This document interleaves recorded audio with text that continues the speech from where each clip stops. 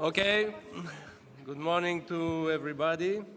I hope that you enjoyed the night or you slept well or both. Please put your headphones because I will switch to Spanish and French because it's important. I think we have translation in German, English, French, Italian and Spanish. Y como es Europa, como es nuestra familia. Now, as this is your political family in Europe, it's important that we retain multiculturalism and multilingualism. We have the interpreters here. Let's use them so they're not out of a job. So I'd like to thank everyone for being here. As the group leader said yesterday, we have gender equality, but I've also been told we have more than 30 nationalities represented here from all across Europe and beyond. So I do hope that this third School of Democracy, your edition of it, will be an enjoyable experience for you. When I was a boy at secondary school, people said to me, you have to listen to the teacher and not listen to the other pupils. Well, this is the contrary. You need to dialogue and talk to one another and, above all, get some thinking done. We're in a society where people are thinking less and less. Everyone's rushing ahead without thinking where they're going. Above all, don't allow other people to do the thinking for you. So first and foremost, this is your School of Democracy, and I do hope that you will enjoy these days together. These 3 days are very important, but it's even more important that you keep in touch after the School of Democracy on the networks, but at other events too. As Susan George yesterday mentioned, and so did Gianni Pittella, you are part of the School of Democracy, you're part of our political family, and we're going to rely on you in the future. I'd like to thank our comrades from REGGIO EMILIA University and all the staff from the European Parliament. This afternoon we'll be going along to the Cervi Institute. You'll see that it will be a very stimulating experience, and I'm grateful to the colleagues who will be hosting us there. I hope I've not forgotten anyone. If I have omitted anyone from my thanks, please forgive me. I'll switch to French for a moment now. A few brief comments on democracy. Over these 3 days, we'll be looking at Africa. We'll be examining the countries of the so-called Arab Spring. We'll also be looking at the state of democracy in our own part of the world. Yesterday, there were a few comments made regarding the state of democracy and some of the shifts we can see going on in various countries. Democracy seems to be losing steam in our countries. Now, why is that? One of the first threats to democracy, and this is perhaps what's pushing people towards the extremes, is inequality. Our governments, particularly the traditional centre-right or centre-left governments, have not been able in recent years to fight the inequalities engendered by globalization. We talked about international trade yesterday. You have to discuss that. You have to find solutions. If you think about it, there's always been trade ever since we were living in caves. The question is, though, do we want rule-governed trade or trade without rules? As Social Democrats, we want trade to work in everyone's interests. That's not easy because in trade arrangements there often are winners and losers. The paradox is that people, citizens, when they're consumers, tend to take a liberal approach. In other words, they want to buy the cheapest product, wherever it's from. But if you're a producer, all of a sudden you become a protectionist. Now, we have to strike a balance, and we need a model of trade which also respects the environment, fundamental rights, social rights. So, as our leader was saying, we're going to be thinking right across the board within the group about how we can achieve the fairest possible international trade agreements. Now, to give my personal view, our starting point is that we need to take a fresh look at multilateralism. We need to make progress in the Doha round. We need to make some headway there. Another challenge we face is immigration. There are three elements to this. First of all, we have to grasp that this is a phenomenon that's not going to disappear. If you look around the neighbourhood of the European Union, this spring has already shown that people are coming, and the same will continue through the summer. Secondly, the incomers, whether they're refugees or economic migrants, are going to stay. So we need to try and integrate them in our societies right from day one. We have some experience of this. Local councils, cities play a very important role there. And the third element we need to get a handle on is that up until now, we've been trying to draw a distinction between economic migrants and political refugees. You need to be aware that despite what our prime ministers say, we can't just send people back to their home countries in the absence of a readmission agreement.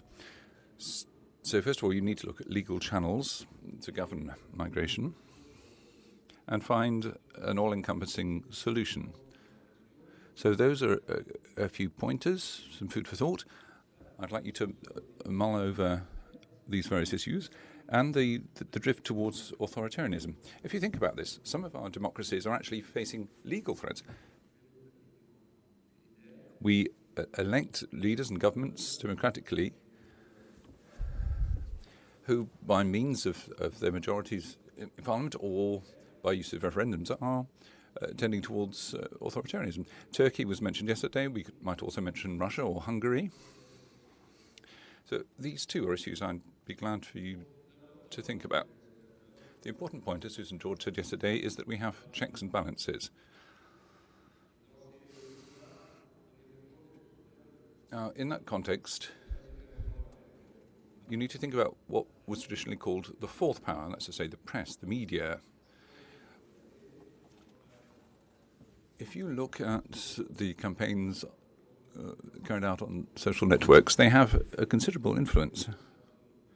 We also need to look at how governments can keep tabs on digital technology.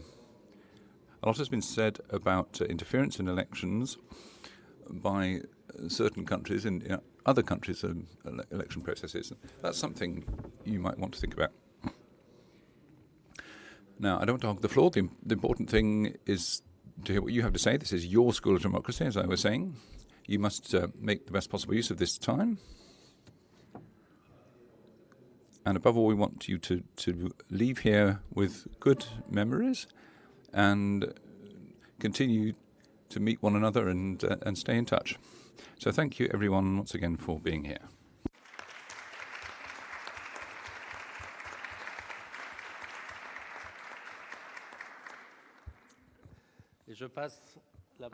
At this point, I shall give Fraser Clark the floor. He heads the team. There's Anna Colombo, there's Jean-Louis, Joanna's just arriving, Cathy. We've got a whole team here, people who are always behind the scenes, who never get a public acknowledgement, but we have our whole technical team there. I'll give Fraser the floor. He's in charge of the team who've been working to ensure that this third School of Democracy will be successful. You have the floor, Fraser. Javier, and welcome everybody to #Democracy Days. We are very conscious of the importance to democracy of social media, which of course when Javier and I were your age didn't exist, and we are just becoming familiar with concepts like Twitter and Facebook and Instagram, and is there anything else? I don't know. Face. We are too old. You are but because we are quite senior ourselves, we have a younger member of our team, Dana Chiru, who's hiding helpfully behind the Twitter board over there, who's much more familiar with these things than we are, and is running the Twitter board. And I think you're probably all friends with Dana on Facebook already, or you're retweeting her, or Instagramming her, or whatever it is else you do. But do please feel free to use social media to publicise this event, get in touch with other people, get in touch with the Graduates of Democracy, which is a group which already exists. Also get involved with the group's portal, which is called Together, and use the hashtag Europe Together, which again we've recently launched, and which is to get people involved in European democracy, and we hope you'll play a major role in that. As far as the programme is concerned, you'll know that there are two main themes today on foreign policy and sustainable development, and tomorrow on democracy and its global roots. Each day there are 3 workshops, and as Javier said, we want you really to play a very active role in that. There's supposed to be interactive workshops, to speak up, to get your views across, to get involved. If by any chance, which is possible, you've forgotten which workshops you've signed up to, everybody knows, I suppose, which workshop they're in, don't they? No, okay. There's a list outside for each of the workshops which gives your name, so if you've forgotten, they're there, or ask one of the members of staff involved here. The workshops will feed into the plenary sessions, so please make sure that you report back from the workshops to the plenaries, and then you'll be involved in drafting the declaration of the School of Democracy, which is coordinated by one of our members of the European Parliament, Victor Negrescu, who will be putting that together with you for the adoption tomorrow.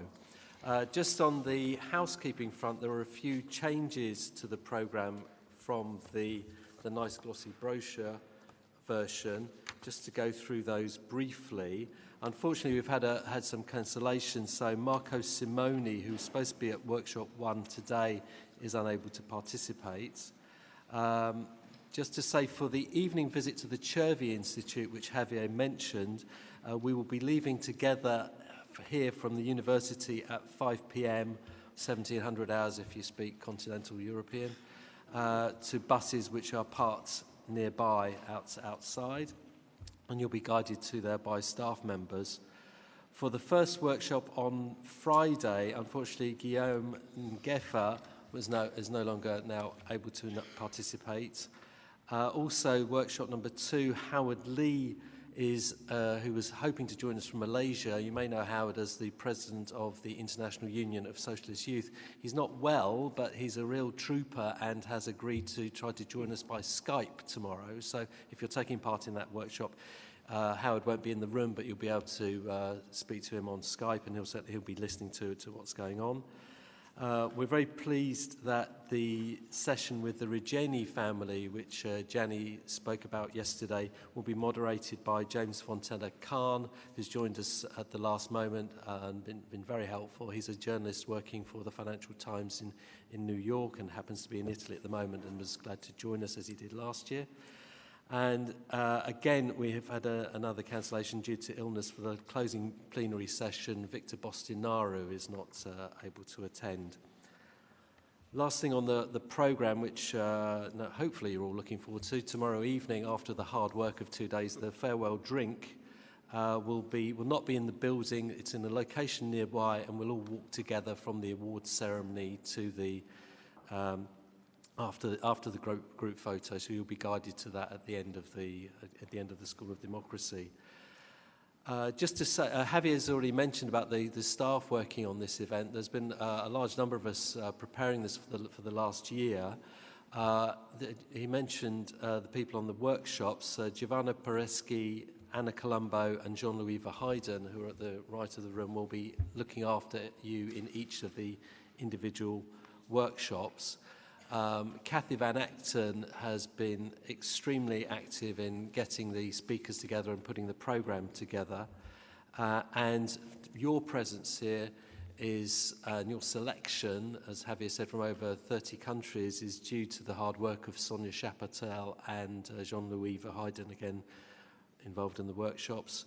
We have a very good logistics team putting the whole infrastructure here, everything together, led by Nadia Boutini, who you'll probably come across she's in the office on the other side and responsible for things like giving you the brochures and the packs, which you already have, and obviously thanks to them. And Javier's mentioned about using the interpretation. If you should speak your own language if you can. We have in the European Parliament some of the best interpreters in the world, so they're very experienced. And do feel free to use your language or listen to another language in the workshops and in the plenary sessions. Last thing is for me is to hand over to Adam Yogi and Hannah Hearn, who are graduates of last year's School of Democracy, and they will tell you about what the School of Democracy meant to them, so you have a bit of a foretaste of what's coming to you, and about the graduates of democracy. So without further ado, I'll hand over to Adam, and hope you enjoy yourselves the next 2 days. Thank you.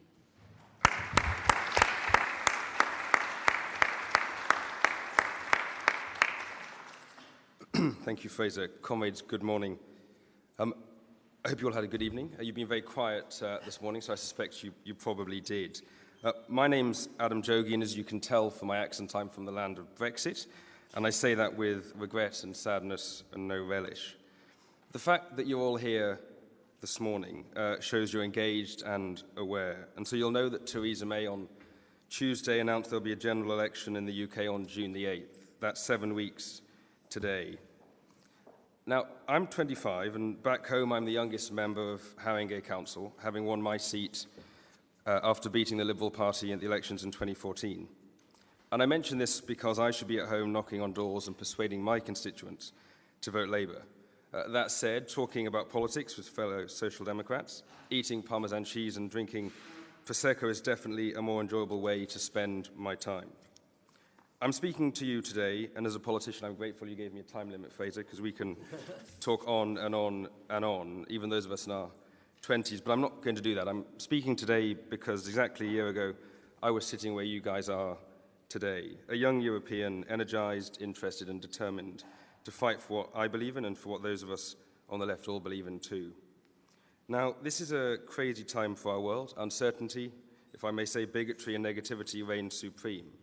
And no one is surprised by anything anymore. In fact, you could almost legitimately say that all hope has gone, but don't. Your presence at the School of Democracy here shows that there is hope, there is a future, and there's a fight we can win and a fight we must win. I'll admit, when I arrived here last April, I wasn't sure what to expect. When I arrived, that's right. Hold on, I've done the politician thing of missing my speech up.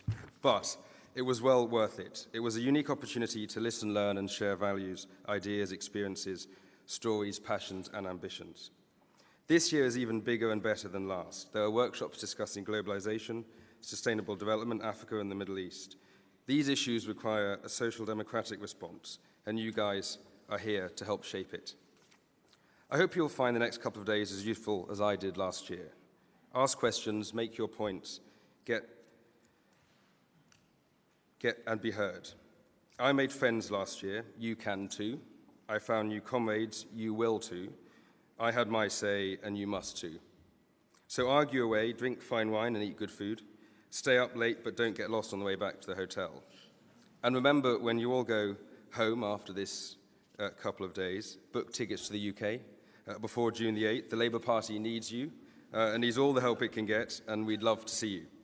I'll stop there, but do come and ask me if you have any questions, or you can tweet me. I'm an avid tweeter. Tweet, yeah. There's other words you could use too. But ultimately, remember, the struggle goes on, so enjoy.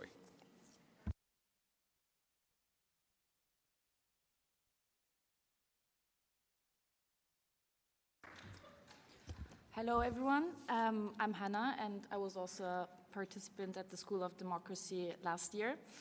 And yeah, like Adam said, it was a great experience, very enriching. I met a lot of new people, nice people, and people that shared the same values. I could exchange on my ideas, debate, discuss, and also, yeah, try to hope and fight for a better future. Yeah, and I also wanted to keep this experience and going, and also keep in contact. So I joined, or well, I'm obviously a graduate of the School of Democracy, and yeah, we have an organization now that is called the Graduates of Democracy, and it was launched in 2015 after the first edition, and we are now a group of 200 people from all over Europe, but also beyond. Last year, for example, there were people from Malaysia or Egypt that also participated at the School of Democracy. Yeah, and since 2015, we keep going to share our values together, to debate, discuss, engage with each other. So I encourage you all to do the same after this experience, because of course the struggle goes on, and we have to keep fighting together. We have to together build bridges, also as Europeans, build a European identity, and and fight for the Europe that we want to and that we believe in. So as graduates, we have a blog where we share once a week. We publish articles on different topics. Everyone can join, everyone can write an article in English, Spanish, French, whatever language you want, and also about different topics. So we have, for example, 3 weeks ago, there was someone of the graduates who posted about domestic violence in Estonia, and then the other 2 weeks ago, we had someone who posted something about Sudan. So we have really from every different topic, foreign policy, but or trade, commerce, whatever you want, we can publish it together. We can discuss about it, debate about it, as we do here, and practice democracy as we all want to. We also have, of course, Twitter, Facebook, Instagram, and we communicate right now through a Facebook group. I think you're all in the group now. Dana should have added you in the School of Democracy. And sometimes it is difficult, of course, because we are all in different cities, countries, also different cultures. So of course, it's we practice democracy, we debate, we discuss. We not always agree, of course, but I think we have the privilege of sharing the same values, and we believe in the same thing, and we want to see a better future of Europe. So I think we should all fight for it, and shape it together.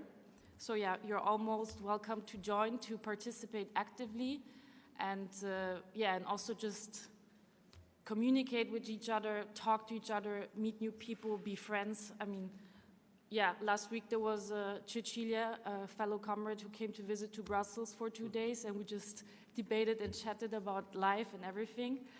I encourage you to get involved for that, for sure. And I have some just concrete examples. As graduates, for example, we have a lot of support from the S&D as well, of course. In October, some of us got invited to participate at the launch of the Europe Together event. And we drafted some policy proposals on, for example, youth and education, environment, sustainability, foreign policy, security and defense, development. And we were allowed to present them in front of the S&D group of how we imagine a better future of Europe. So I think it's a great opportunity for all of us. And also to, even on migration, sometimes we didn't even agree on things. So it's really interesting also to see and to learn from each other, and to inspire each other to fight for a better Europe. And another example, I will put some leaflets after in front. It's, for example, we had a campaign on gender equality and women's rights. So we published a series of articles on gender equality, and we made a booklet out of it, and we published it on our blogs, Facebook, Twitter, and all the social media we have. I really encourage you to contact us, to participate, and if you have more questions, of course, I'm here till Saturday morning. So whenever you want, we can also chat about it. And I wish you a very nice and enriching and amazing experience here, and also after, of course.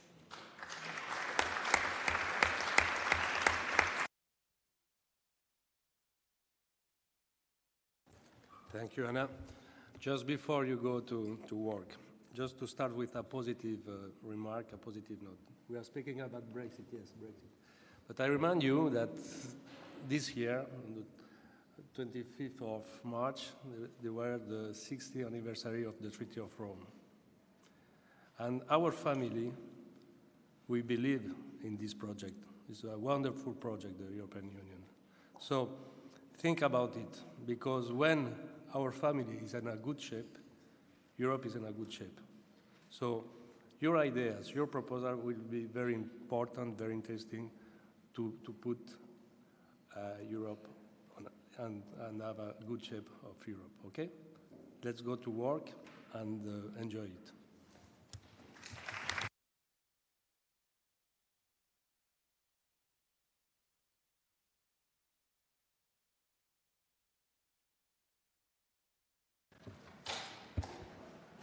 They know where they have to go? Yes. Ah, okay. Okay. Okay.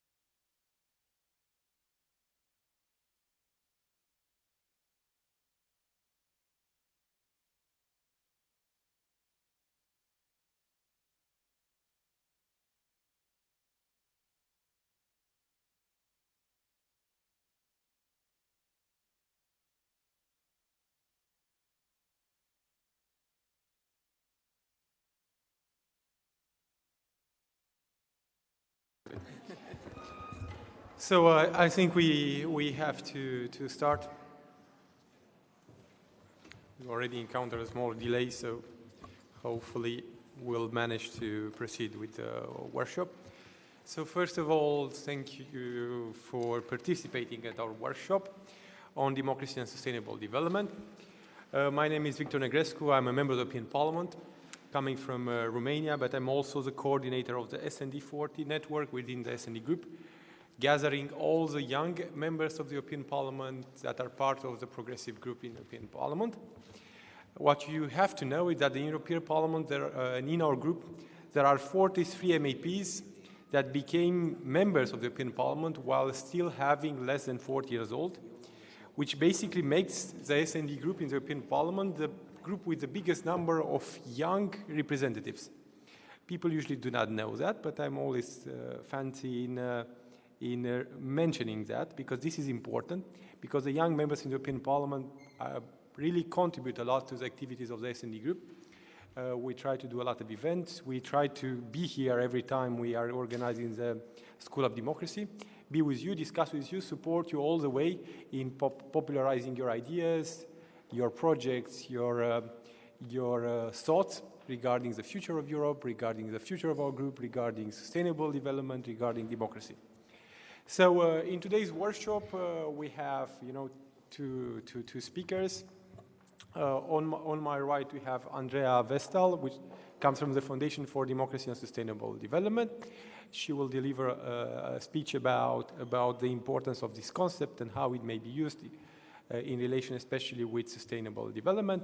And on my left, I have Carlo Invernizzi Aceti. He comes from the City College of New York. He did a lot of things as a researcher, so he will also help us organize this workshop. Just as a general framework, we'll try to have an interactive debate and workshop. So we'll have an initial intervention, after that by Andrea, and after that Carlo will introduce you on the concept that we are going to use for this workshop. Basically, we want to divide you into groups, debate among you, vote for the best group, and after that, at the end, we'll try to build some conclusions coming up from this workshop that are going to help us in building the School of Democracy Declaration. For me, it's very important to build this declaration. I'm handling it, and I managed it also last year. It's very important to have your inputs, have your ideas, and have concrete policy proposals that are going to help the S&D group do more and do better, especially for young people across Europe and for the European Union as a whole. So without further notice, I will give the floor to Andrea for her intervention regarding democracy and sustainable development to introduce us to the debate. Thank you very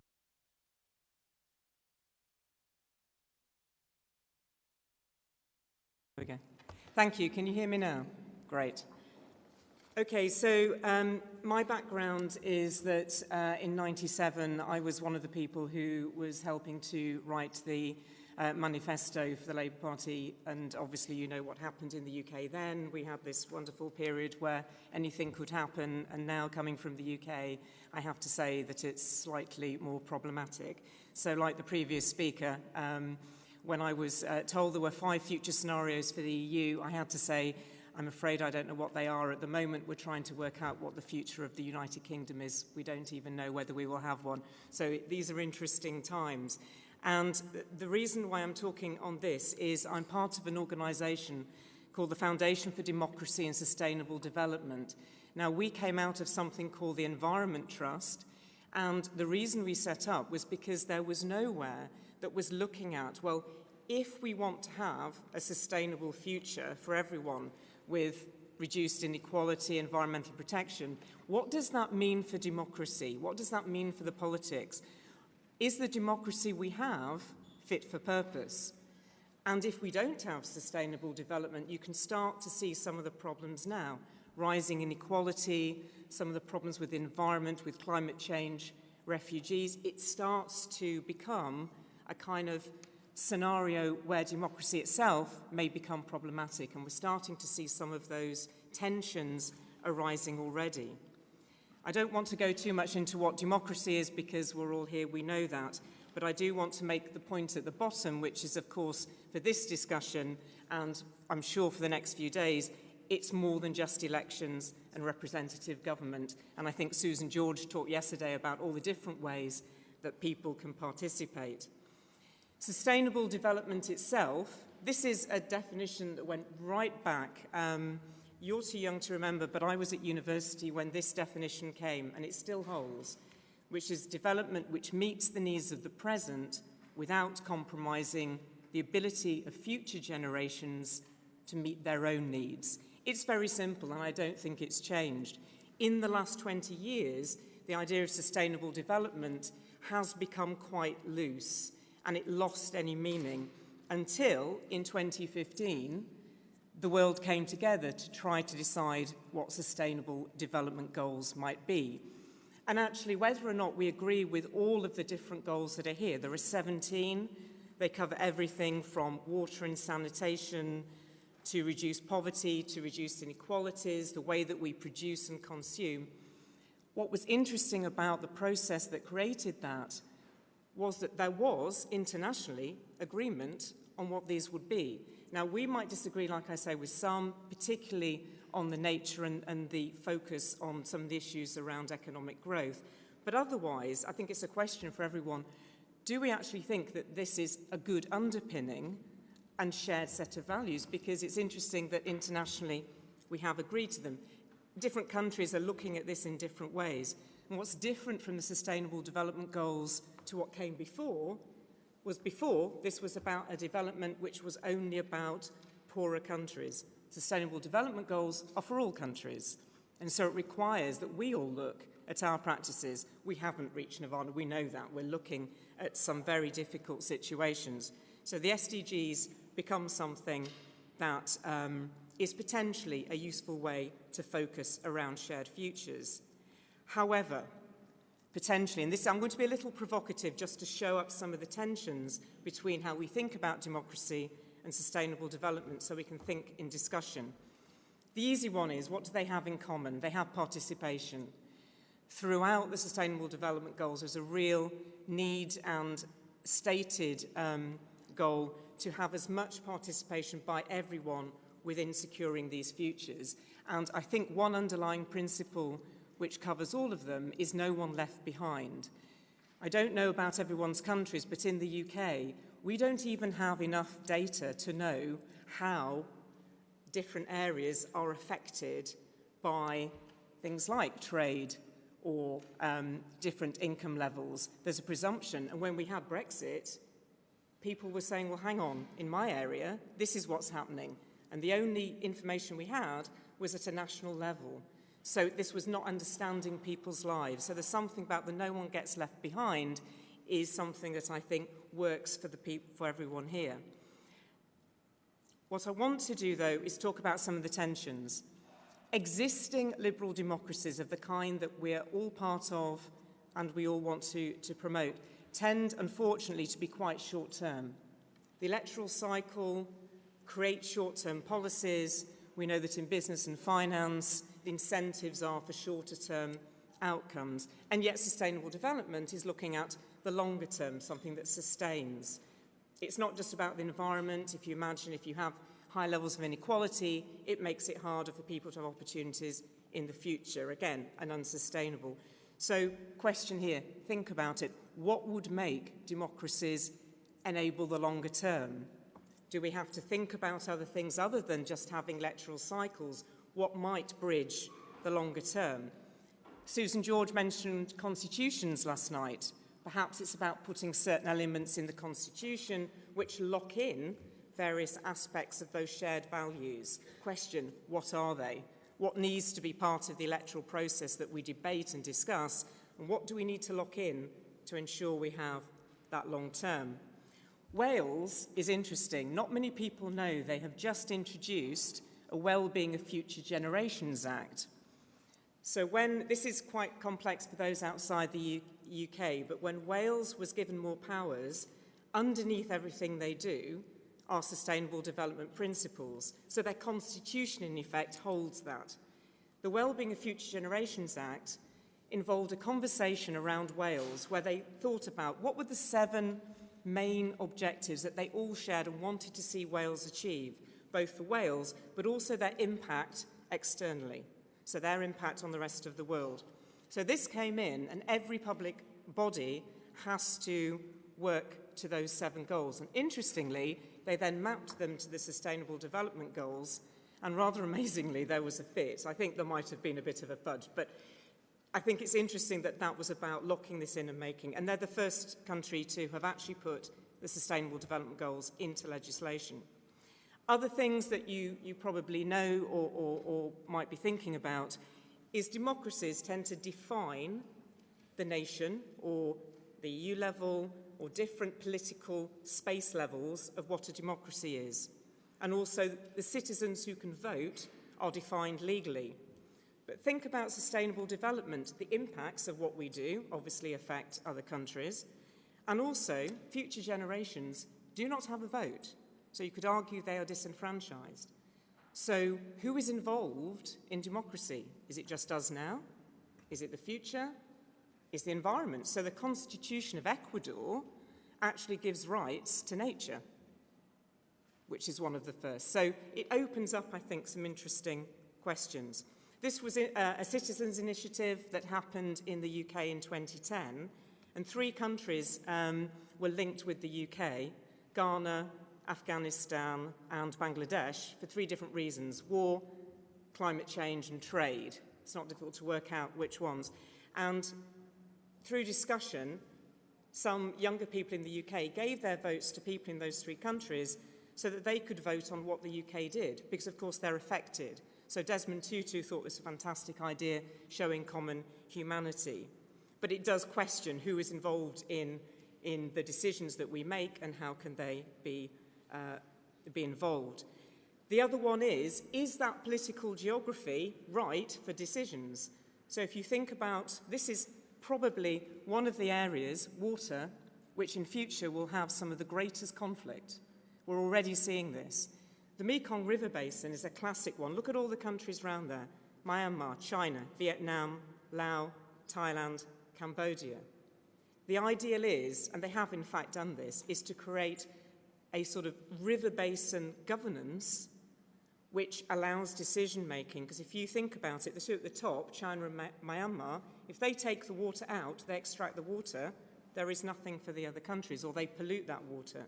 So you have to have cross-border agreements. Now, these aren't at the level of, say, the EU or the UN. These are very specific. So what I think maybe we're looking at is opening up the idea of democracy very much to very different spaces over what is the right level, possibly, for decision-making.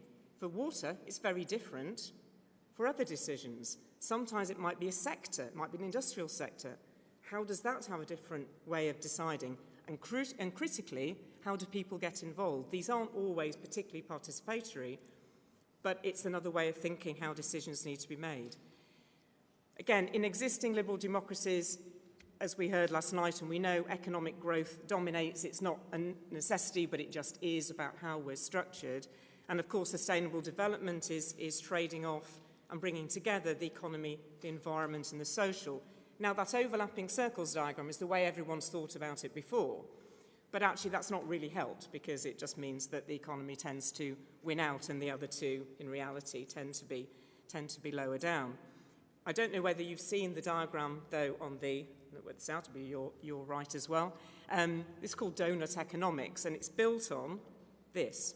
These are the planetary boundaries, 10 planetary boundaries. What this shows you is that there are limits to human activity. Where the circle is in the middle, if you go beyond that, we are really in unsustainability. We've crossed it in 3 areas. In climate change, we know, but look at nitrogen flows. How many people really understand nitrogen flows? Probably not that many. And biodiversity loss as well. So if you go back, another way of thinking about potentially how we develop, on the outside you have the limits of the environment. If we go beyond that, it's unsustainable. On the other hand, it's not about saying that everybody must have nothing. There is a floor of what is necessary to live decent and fulfilling lives. And you have that space in the middle, which has been called the safe and just space for humanity. Now, if you look at that, that's quite different from how we've thought about how we might develop and all of the theories that we've all learnt before. And the question is, what does that mean for how we go forward? So limits aren't necessarily taken into account currently. How could they be? So we know it is changing. Some countries have brought in legislation on limits to climate change, and following Paris, that's already happened. Some businesses, for example, have brought in ways that the top person is paid only 20 times the bottom. At the moment, the average is more like 200. I mean, there's all sorts of ways in which one could, through legislation or others, look at how one creates limits, not just environmental, but also some of the social. And the final area, or not the final, but, well, the most important one, most of us here are probably have certain areas that we find interesting, whether it's education or health, but all of the areas we've been talking about are interrelated. And the key problem for anybody who works in government or in politics is that these complex challenges now cross all of these different areas. Now, it's easy to say, and I don't know if it translates or you know the term policy silos, but throughout my experience in policy, this has constantly been the problem, and we haven't worked out how to move beyond it. And this is a challenge, and it would be great to hear some of your ideas on how we do that. If we don't do that, you do end up with, generally, the finance ministry just wins out over everybody else, and you can't get this proper integrated way of looking across the challenges. And also, and this is challenging, I think, for all of us, democracy tends to promote and support that wonderful discussion and debate with different ideas, individual freedom and rights, and yet sustainable development talks about shared goals and shared values. So is there a tension there or isn't there? It's interesting if you look at deliberative democracy, where people get together to discuss different futures, you tend to find that people start very much with their own opinions on what they want. And by the end of the process, so with the deliberative democracy example of a citizen's jury, after 3 or 4 days, you tend to find people thinking more about the future, about others, than they do themselves. So it changes the nature of that discussion and creates more shared values. How many spaces do we actually have where you can do that? Not many, and particularly in the UK, with our referendum that we just had, this was about really quite an uninformed discussion. So it very much became me, me, me, me, me, rather than an us. And again, those tensions, how can we make that work better? I'll just leave you with an example from Canada, which is quite interesting. Rather than just representative politicians deciding on futures, and I think Susan George said this yesterday, and it is right, nobody has the answer, and that because of the complexity of what we're dealing with, many more people need to be part of those discussions. And it raises the question, what's the role then of a Member of Parliament? Is it to represent, is it to lead, or is it to convene other people in brokering a solution going forward? In Canada, they had one idea, which was they wanted to create a strategy for energy use and climate within Canada, and they got a citizens panel together to inform. Now, this wasn't just a, well, we'll ask you what you think and then we'll ignore you. This really was a commitment to ensure that was used. And over a period, I think, of about 3 months, they had experts involved, different kinds of information, and worked together to inform and be part of that political process. There's lots of these democratic innovations happening around. They tend to be quite isolated. The question is then, how can we look at different ways of really engaging people? And does the EU allow that broader engagement of different, I don't use the word stakeholder now after yesterday. I'm trying to think of another word. It's quite difficult. If anyone can think of another word for stakeholder, please do. So I hope you've got some kind of thoughts there about some of the tensions that we're dealing with here and where we might go. Thank you. Thank you, Andre, for an interesting presentation. You mentioned what should be the role of the members of the European Parliament. I think the role of the members of any parliament should be to actually deliver things, do things actually, instead of simply speaking about what they wish to do. I know it's a pragmatic perspective. We were discussing about that yesterday, but I think people have a big expectations towards politicians, and politicians have to start doing things for people and also delivering things with regards to sustainable development goals and act very concretely. So because you spoke about the future, I have to mention something concrete that is happening in the European Parliament. Some of us are pushing to organize a committee for the future in the European Parliament. You have that in the Finnish Parliament, such a committee. We have a sort of committee that and studies called STOA. We want to change that committee and really push it in focusing on future and delivering policies that may affect our lives. For instance, the policy that I think you heard about regarding the ethical perspective on robotics. I don't know if you heard about that. It's something that came out of this committee and out of the Legal Affairs Committee. It's a policy proposal that basically comes up with suggestions with regards to the way robots are interacting with our lives, whether robots are going to affect the job market, whether companies that employ robots should pay taxes or not for that, because by employing robots, basically they do not employ people. Such questions are important, and we need to find answers as soon as possible if we want to have concrete results.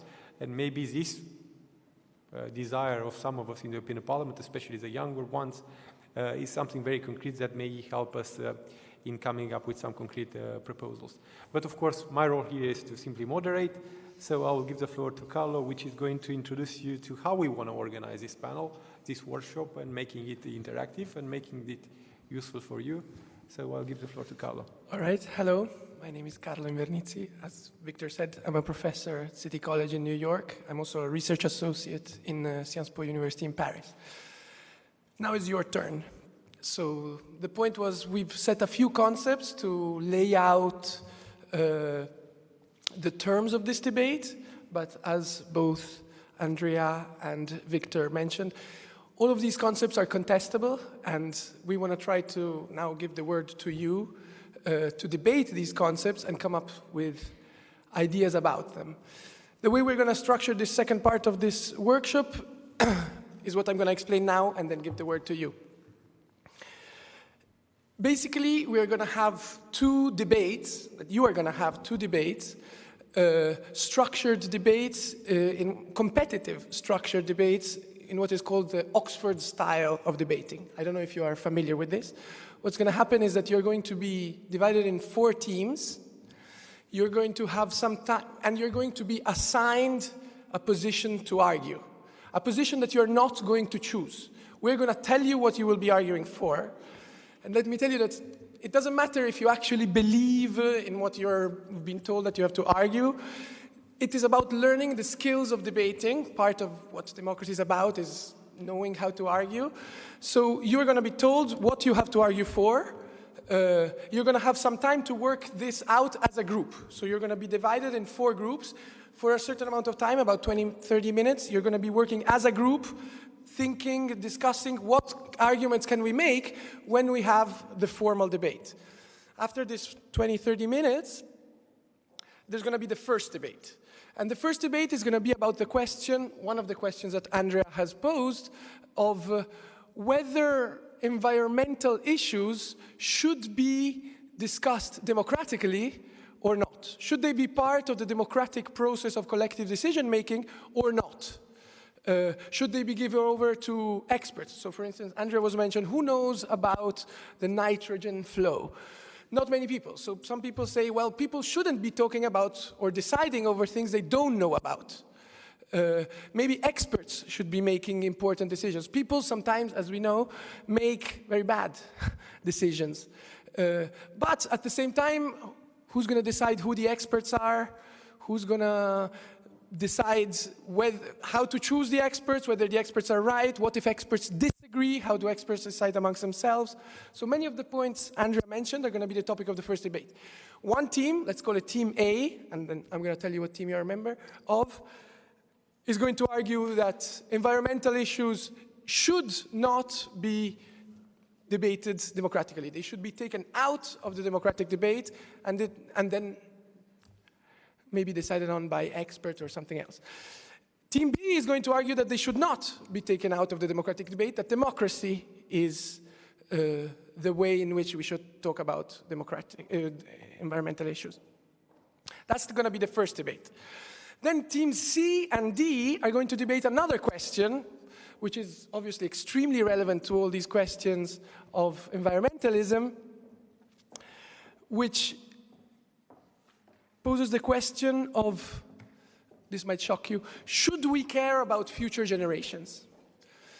Environmentalism is based on the assumptions that the future matters, that it's not just about us here and now, that stuff that will happen in 40, 50, 100, 200 years matters to us now, except that that's not a given. Why should we care about future generations? Maybe what matters is us here now. Maybe distributional issues here, issues of justice here. As Andrea mentioned, democracy is about self-government, and self-government happens in the present. It's now that we govern ourselves. As she mentioned, democracy is in that sense short-termist. Is that a problem of democracy? I think this is a contestable issue. Often this issue is not posed in terms of a contestable debate, but I think it should. We should pose the question of whether we should care about future generations, and if so, how much. So Team C is going to be arguing for the idea that we should care about future generations. That what happens to our children and the children of our children, and maybe the children of those children, matters to us, and that we should be responsible to them. The future has a claim on us. The others, Team D, are going to argue, no, they're going to be the Democrats, the real Democrats, the ones who believe that we govern ourselves now, and who knows? You know, in finance, anybody who knows a little bit about finance knows that everybody discounts the future. Money that you receive in 10 years is less valuable than money you receive now. So everybody assumes that the future is less valuable than the present. But the question is how much? And Team D is going to be arguing that it's very much less valuable. So I hope the terms of the debates are clear. While in the first half an hour, when you are going to be working as groups to develop your arguments, Andrea, Victor, and I are going to be going around the groups, listening to what you're doing, helping you, and this is part and parcel of the workshop, trying to work out your arguments with you. The two teams that are not going to be debating, so during the first debates, Team C and D, are going to be the jury. After the debate, that team is going to vote which of the two teams has argued its point better. So there is a competitive, agonistic dimension to this debating. And let me tell you one thing. The point here of these debates, as I said, is not to say what you really believe. That is between you and God if you believe it, or you and your priest if you have one. What you have to do in these debates is, we're talking about politics, so you have to win. I want you to win votes. I want you to be like politicians, and the point is for you to make a case that is persuasive and have the people in the jury vote for you. And you will learn pretty quickly, I think, that it's not always the best arguments or what's the best arguments from the point of view of a philosopher that win votes. As we know, make America great again gets you lots of votes. So you have to, I think rhetoric is an essential part of politics. And I want you to learn the skills of rhetoric. I want you to be able to persuade each other. The point is winning. And you will see that some techniques work, some techniques don't work, and that's part and parcel of the debate. I want you to bear that in mind by making very clear. You want to win these debates. You might want to criticize each other. So the way I'm going to explain how the debate's going to work more in detail when you're in the groups. But basically, each one of you is going to have to prepare a 1-minute speech. In the European Parliament, often in plenaries, parliamentaries speak for 1 minute. You will see that 1 minute is not as little time as you think. You can say a lot in 1 minute. So it's going to be, first one member from Team A is going to speak for 1 minute, then one member from Team B, one member from Team A, then one member from Team B. It's going to go back and forth. So I want the speakers that don't start to respond to each other. You don't just have to prepare debates. You have to be able to respond to each other, criticize each other's arguments, which means that in the first half an hour, you're going to have to start thinking, what arguments is the opposite team going to be making? How can I respond to those arguments? If you want to have a good case, as any lawyer knows, you have to be able to respond in advance, preempt the arguments of the opposite side. So this, you know how this is. It's going to be a debate. Now, I'm going to divide you into teams. You're going to separate out as teams, working groups. We're going to have to be moving chairs around a little bit. So the way we're going to do this is I'm going to now point at you and say a letter, A, B, C, or D. Then Team A is going to meet next to these columns, Team B there, Team C there, and Team D there. Is that clear? Yes? Okay, so A, B, C, D. A, B, C, D. A, B, C, D. A, B, C, D. A, B, C, D. A, B, C, D. A, B, C, D. A, B, C, D. A, B, C, D. A, B, C. Are you participating? Yes? Do you have a letter? D. All right. Does everybody, wait, before we move around, does everybody know the team they're in? If you don't know the team you're in, raise your hand. A. So now team A goes here. Just walk here. Team B goes there. Team C goes there. Team D goes there. Put your chairs in a circle. A small circle are near to the column.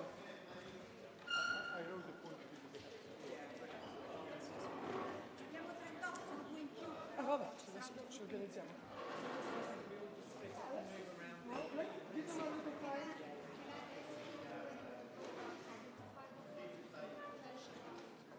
But we have the whole, he's going to do that on the second. All right, fair enough.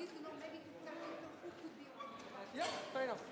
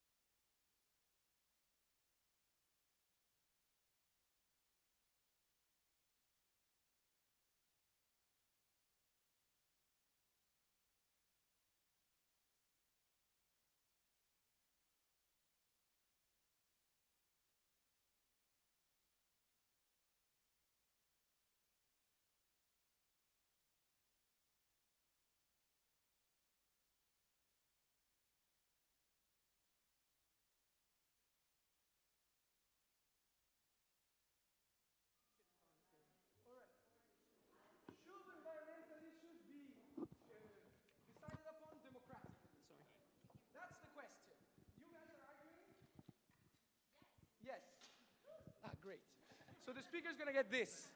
You're arguing that's in favor of the proposition. So they're arguing yes, they're arguing no.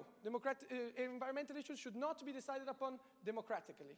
We're going to go in the order of the front benchers. You're going to have 1 minute each, and then the back benchers are going to have an opportunity to ask questions. Let me open the...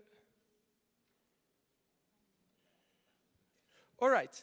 So, welcome to this debate. We're going to start, should environmental issues be decided upon democratically? We have the first speaker from the yes position. He has 1 minute. Members of the jury, today we ask you to decide on a very important question. We ask you to decide because we believe that you are capable. For a long time, experts alone have made the decisions. They are the ones who put us in the quite complicated situation that we are in right now. They are the ones who decided for austerity politics. They are the ones who have been deciding for finance for quite a few years. They're the ones who put us in the financial crisis in 2008. Do not let anybody tell you that you cannot make a decision. Do not let people tell you that you are dumb. We are here in a democratic forum. I ask you, please do not make of this democratic space the forum for an undemocratic decision. Thank you. Excellent. 57 seconds. All right. Now the opposition. You have 1 minute. Okay. Hi. I don't even think I will need 1 minute. It's very easy. We are very pro-democratic, but we believe there are certain things we shouldn't discuss publicly and let the people vote about it. It's like human rights. We don't vote about them. We don't vote about death penalty. And we believe that ecological decisions are not just for our generation, but for the future generation. So that should be the expert who decides about it, because it's not just our thing. All right. Thank you very much. 1 minute. The opposition wants you to think that once you have established that something is right, you have no right to discuss about that. This is simply wrong. Who decides who is an expert? What's an expert anyway? Are they biased? Are they unbiased? How do we know this? We need to hold them accountable. And I will bring you some evidence to that. During Maoist China, the principle that was right, nobody should be starving, was converted by experts into the greatest famine of all times. 50 million people died because they felt collectivization on people, and that was decided by experts. So who are they? Why shouldn't they be responsible for what they decide for? We must have a democratic process to decide who is an expert, who isn't an expert, and we can call them, but it's our call, it's our life, and it's our decision. Of the jury, I want you all to be listening, but I also want to make clear, you guys will be voting not your conscience. You will not be voting who you think is right. That's never the case. You're going to be voting who you think argued their case better, who's persuaded you more. All right? Yes, sorry. So, okay, 1 minute.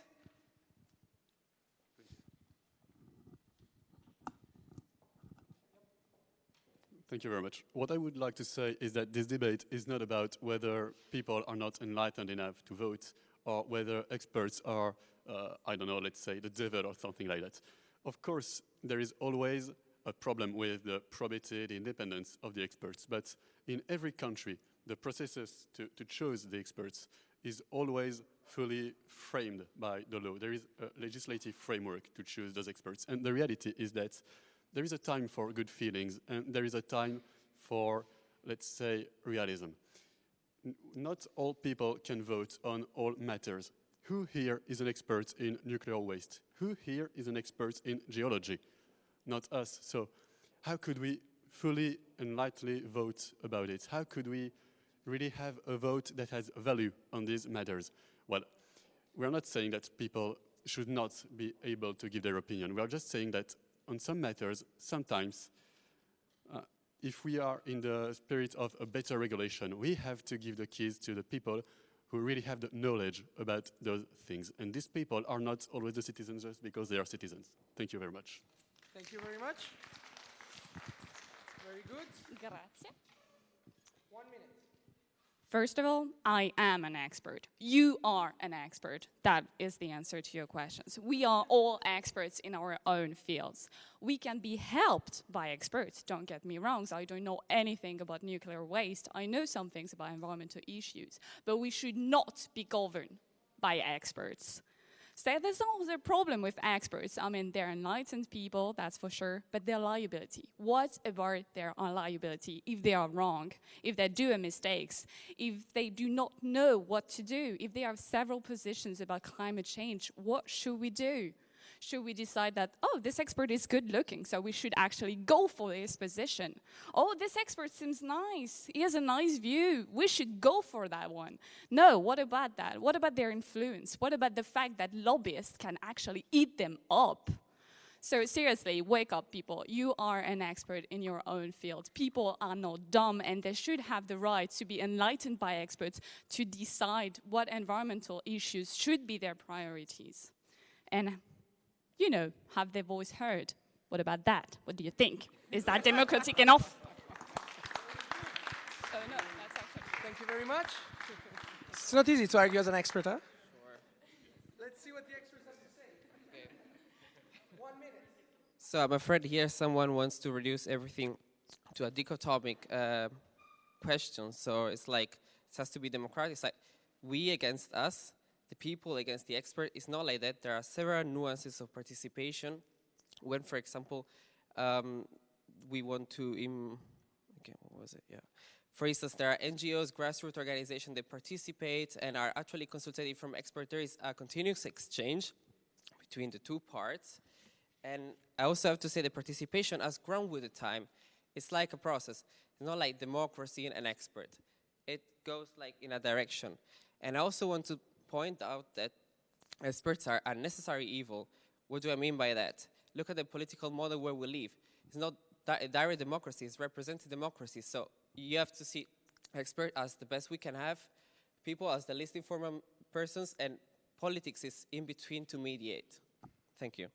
Very good. Spot on. Good. The backbenchers in the English Parliament do make noise. All right, you have 1 minute. Okay. Hello. Well, so I think that we are forgetting that we are talking about democracy. I mean, here in this side, they want to look it like, no, it's a middle point between democracy and technocracy. But no, in the end, what they want to do is to make democracy less powerful. And come on, environment is our life. We have to be able to decide about it. It's not a minor issue. So if we tend to delegate things to the experts, first it will be environment, but what will be next? So don't forget it. Well, it's something tricky, and we must not fall into it. That's it.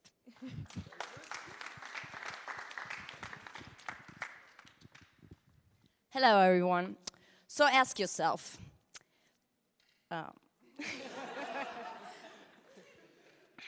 democracy lives from informed participation. Ask yourself if you agree that you're sophisticated and you're satisfied with democracy that is decided upon by informed people. And that's why it is important that the access of information is a very important part of what people that decide on the issues are the ones that have the access to information. And who has the access to information? Well, unfortunately, it is the politicians that have the financial resources, but also the technical resources with the experts that advise them on all these issues. Unfortunately, that's the part, and that's why the decision-making should stay on the expert level. Unfortunately, we have the World Wide Web with a lot of information, but no one really knows how to use all this information, and especially not the people. You can see it already in normal democracy. People don't even know where to vote, who to vote for, so how can they even make a decision on actually really technocratic and hard complicated issues that are that has to do with environment. So ask yourself, do you want a democracy by a decision from informed people or by uninformed people? Thank you very much. By the way, I want backbenchers to start thinking about the questions. Every one of you is going to have to ask a question. Are you, yep, good. So now we have, no, the way it works is we're going to have, because there's one more, bizarrely. So we're, oh, no, you're not one more, sorry. So you're going to, you have 1 minute. Yes, okay. Hi. So we just talked about information and experts have the information, and that's fairly true. But what about making this information accessible?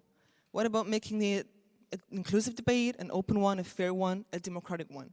We're talking here in these days about democracy. And I mean, the essence of democracy is a democratic process. If we take that away, there is a risk in shrinking the democratic space instead of expanding it. And is that a risk that we are willing to take? It is the environment today, what it's going to be tomorrow. And isn't democracy one of the most important values, if not the most important one, on which everything else is based? And it's a slogan that's pretty out there these days, my body, my rights. So what about my environment, my rights, democratically speaking? All right. So now we have the last speech by, I'm surprised one word didn't come up in this debate yet. It usually comes up, but we'll see if it comes up now. You have 1 minute. Okay. Environmental issues are global issues. And we cannot submit to vote in nation states environmental issues when they have global impact. Think about climate change. Contrary to what you try to imply, most scientists agree that climate change is a reality. And another reality is that countries have different vulnerabilities and different capacities to adapt to climate change. There are countries who are already affected by climate change, and most of them are in the developing world. So what does give the right to a country who isn't impacted by climate change yet to decide on the fate of the country who's already facing the challenges of climate change? This is what I would like you to think about. What gives the right of a citizen from a developing country or from a country who holds some kind of responsibility for the reality of climate change to decide on the fate of a citizen from another country? Thank you. Thank you very much. All right. So we're going to have a first question from the pro-democracy guys. Okay, shall I stand up? So, oh, yeah, you address your question. I want you to address your question to a specific speaker. And then the speaker will have 1 minute to answer, but he doesn't have to use the whole minute. You can also use 30 seconds and then give the remaining time to somebody else if they want to or not. So I would like you to start by addressing your question. Okay. So tell me who you're asking. Does it work? Yeah. So, okay, I will ask it to the first person who spoke. So I really want you to answer, what if the experts are wrong? What if they screwed up to a very disastrous scenario? Because in this case, people are paying the price. So if people are paying the cost, why experts decide? The experts are also people, actually. And as we said, there's a specific way to choose the experts. So we really believe the experts will be the people who will take the responsibility for the action. And who was speaking about it? You ask why, how can we be accountable, or how can you say that the decision is wrong and then it's on the expense of the people? Well, that's a problem we have with every decision made, if it's by the people or if it's by the experts. So I would say there's no solution to this problem. Either you have the decision to the experts or to the people. Thank you. I think experts have the courage to take decisions that might not look democratic but might be the right ones. Whereas if the people decide and it's something wrong, you know, can be the dictatorship of the majority. You have to think about that. Good. So now we have a question from... Thank you. I want to ask you, because you pointed out like the importance of democracy, and I appreciate that you all pointed out like our expertise. But for example, my neighbor, I guess he has a lot more knowledge about nuclear waste than I have. But he's not of Austrian origin, so he has no right to vote, which is why I want to point out that we are far away from real democratic structures where everyone has a voice that is heard. So I want to ask you, that if we are right now just like if we're saying that the majority decides and it's just a farce nowadays, in the end, we all want that everyone has the right to speak up and that we have socialism and in the end. But if we are not ready yet, if we are not ready yet and not everyone has a voice that can be heard, how should this democratic process look like? Okay, but I think that we are confusing terms. I mean, we are not talking about, you're mixing socialism and democracy. Of course, if we're living in democracy, we understand that it's the vision of the majority. And of course, this case that you are talking about, it's a specific case. But if we talk in global terms, it's important that we all can give our point of view, but voting, I mean, through a polling date, not like each of us filling a form, like, okay, every of us has to be listened to, because it's not doable, but yeah. What I wanted to add is that what you're saying it is because of lack of democracy. If we had more democracy at a global level, we wouldn't have a problem. So I agree with you. We need more democracy. So I think the good thing of being in the democratic position is that you don't have to take dichotomic sides. One of our advantages of our position, for example, is that there are several ways in which we can, let's say, address those failures, address the lacks that still exist in our democracy. For example, mixed fora on which both experts and the people, regular people, can make decisions are increasingly popular in many democracies. Guys, I'm going to cut down the answer time to 30 seconds because we kind of have to come to a conclusion in about 5, maximum 10 minutes. Yes, you asked the question, who here is an expert? But it makes me question, who are these experts? Who will be our experts, and who decides who these experts will be? Thank you very much. So you have 30 seconds. It's an excellent question, and I partially answered it during my speech. Yes, these experts and the way they are chosen is a crucial question. And here it belongs to every member state and even to the European Union that also uses experts. It belongs to the states and the organizations to set out rules to choose these experts. And in democratic societies, where you can have experts, because experts and democracy are not incompatible, all the rules about expertise are clear. They have to be experienced, they have to be honest, they have to be independent, and this independency is crucial and is always checked with, you know, these little forms you have to fill in and all that stuff. So it's very, very framed by the law. So it's... Thank you very much. Thank you very much. I would love to ask all of you, whoever wants to answer the question. You're going to address it to somebody. Okay, I'll address it to her, because actually she's nodding with her head.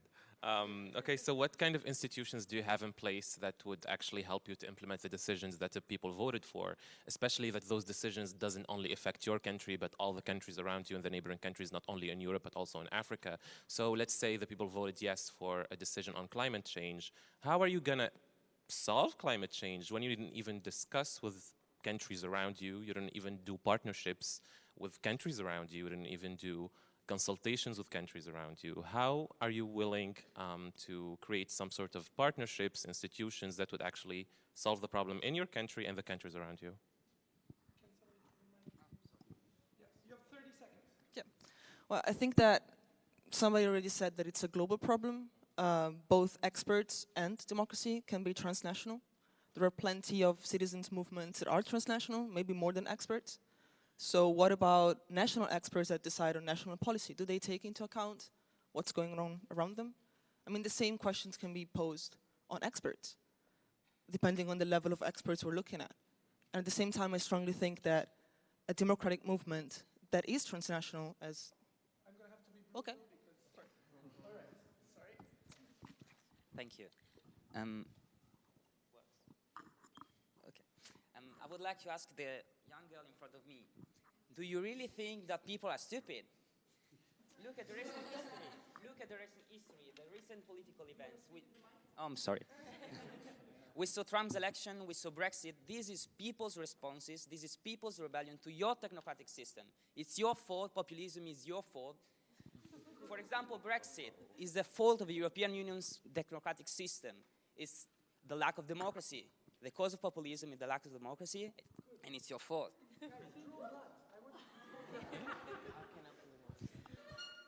Thank you for this very provocative question.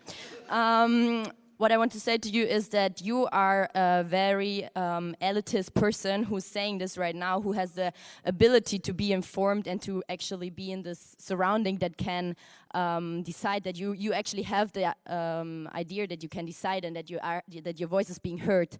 But many people, the voice is not being heard, and that's actually the reason why we have all this populism. And it's not because of us, because especially when we go back to environmental issues, these are topics that need to be discussed on another level. So you talk about democratic context and you talk about people taking the decisions and the fact that experts are the ones that take the decision for the people and are not the ones that represent the people. But what about the girl in front of me? Yeah.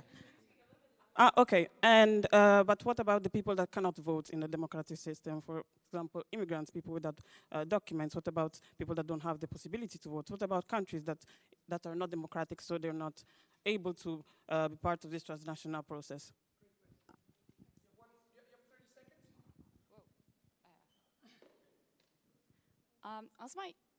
This really working, that thing? Okay, or is it not working? Anyway, what we were saying earlier. No, I know, but it's not working, so. Oh, it is, really? Okay. Well. Anyway, what we were saying earlier, and what my colleague Valentin said, is that we are not actually having enough democracy. We're lacking democracy. So what you're pointing out is that immigrants, yeah, sure, they choose a land, and if they register, they should participate in municipal, regional elections. But the fact is that you're pointing out that they should decide, that's for sure. But it's not something only on environmental issues. They should choose about human rights. They should choose the democratic system they choose to settle in, because they were lacking democracy in their own countries. So better democracy, more democracy. Yeah. All right. So I would like to ask you, after answering the question who will choose the experts, it is also a very important question to consider what would be the decision-making process among the experts. If they have different opinions, if they argue, because science is also not just one right answer. So how will you choose which expert is right? Great. 30 seconds. Guys, are you deciding who you're going to be voting for? I want you to be thinking this. Yes. Indeed, a scientific controversy is a huge part of science and scientific debate. Well, I'd like to say that the question of different opinion is the same whether it's discussed at expert level or citizen level, except that at citizen level you have even more voices and even more points of disagreement. So the way to decide which expert is right is not always easy, and it's always something very casual. It's not about majority, it's not about whether the expert is the good-looking or not, just like your colleague was saying. It's about his assumptions are true or not. So it would be democracy on limited level. I think it was the second argument with the bias of experts. I think if experts could be biased and could be lobbied by politicians or corporations, what makes you think that people will not be biased and will not be lobbied? So when voting something, it's like this debate. The best argument wins, the best presentation wins, not the best argument. How we can vote on common sense? We still have countries where votes are bought in different ways with corruption. How you consider to organize this thing or to prevent this thing? Well, of course people are biased. The thing is that when you're in a democracy, biases sum up, so that you have interests being represented and you have them expressing their power, reciprocal power, and then you have a vote.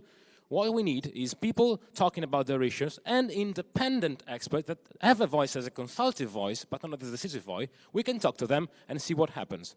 So I think that democracy, it's democracy the solution to those differences of interests. Last question.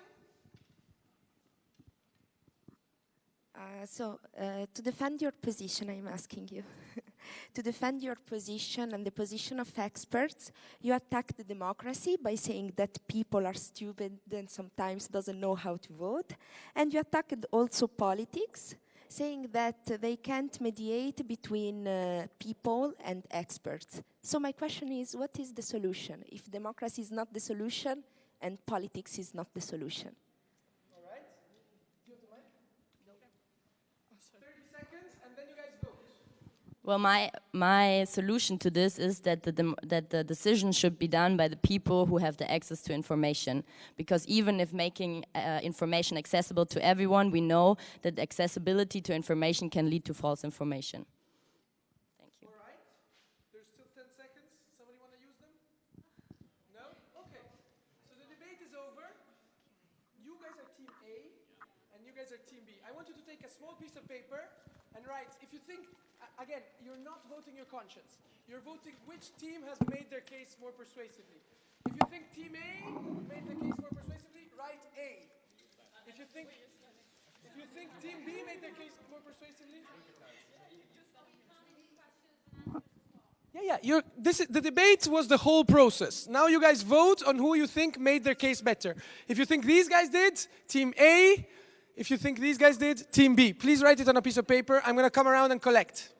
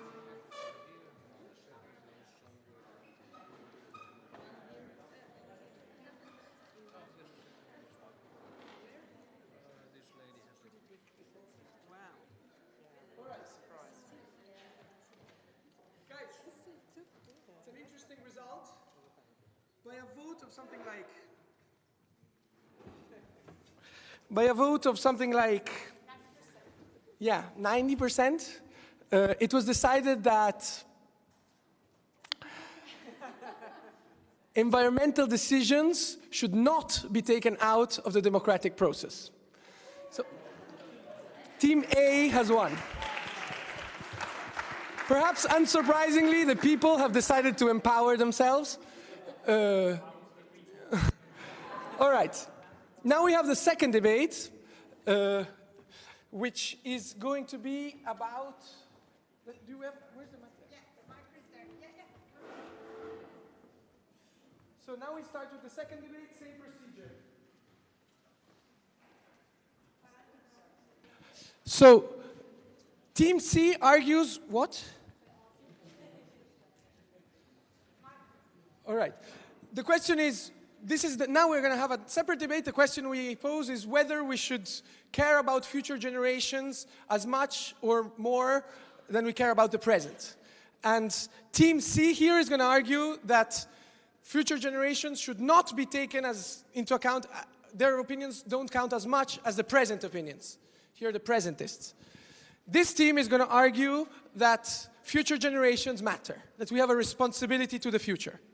Again, I want you to make your decision on the basis not of what you believe, but on who you think makes their case better.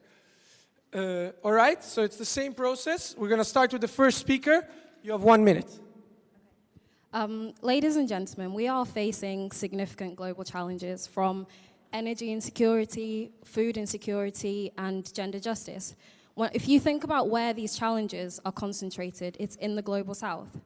So the position that we take is that we have to deal with these problems here and now because we had the opportunity to deal with these problems historically. When the West was developing 200 years ago, 300 years ago, nobody said, oh no, you shouldn't, the Industrial Revolution shouldn't happen because in the future there might be some problems. By developing, what that has meant is that we have had the opportunity to invest in science, in technology, to solve the problems of here and now.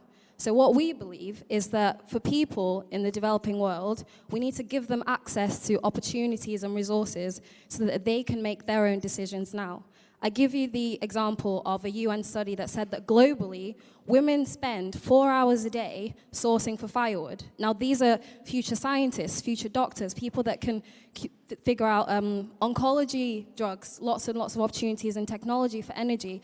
If we say to them, no, you have to keep doing this because in the future there might be some problems, that just keeps them underdeveloped and it also prevents solutions being developed here. So the position that we take is that...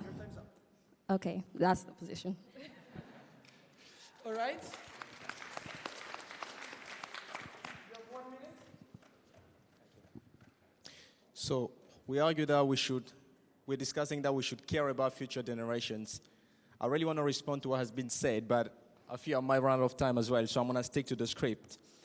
The topic of this debate is whether we should care about future generations, and we argue that it is an imperative that we should care about future generations. Not simply because it is just, but because it is our responsibility.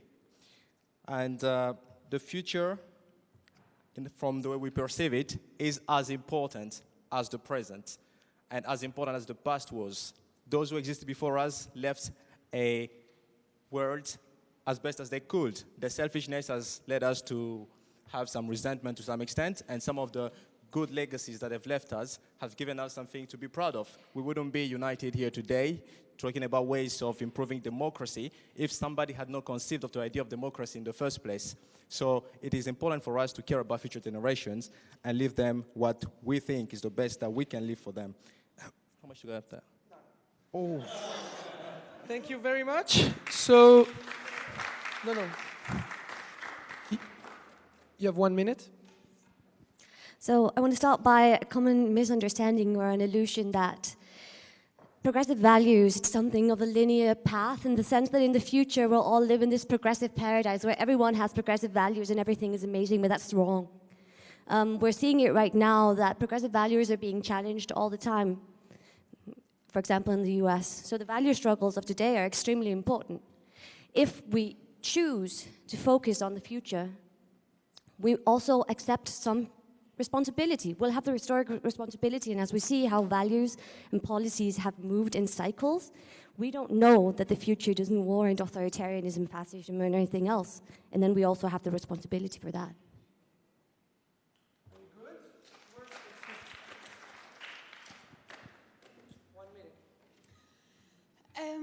So I believe that everyone in this room knows the importance of human rights. We know how important it is to be able to educate children, to be able to have access to food, to be able to have access to good living, high standard quality kind of living in order to develop, in order to be happy, in order to do everything that we are able to do in this room. And this is not the result of 5-10 years work. This is a result of many generations work. And what would make us think that we're special and be so selfish? I think we all have a responsibility to work for many generations as we have taken advantage of so much work of previous generations. Thank you.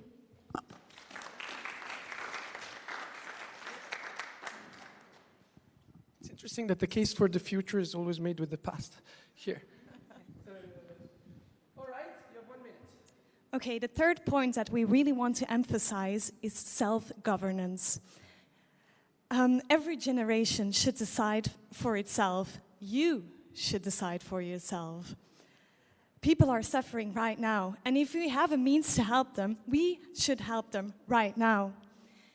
If there is a girl starving at the moment, would you wait until tomorrow? Would you let her starve? No, you would help her. And that's because if you don't think about tomorrow, there will be if you don't think about today, there will be no tomorrow. Thank you.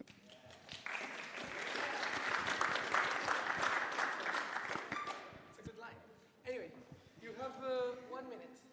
A little bit more? No. Okay. Okay, I don't need it. Let me be clear. Do not caring about future generation produce effect like Donald Trump being president of the largest army of the world.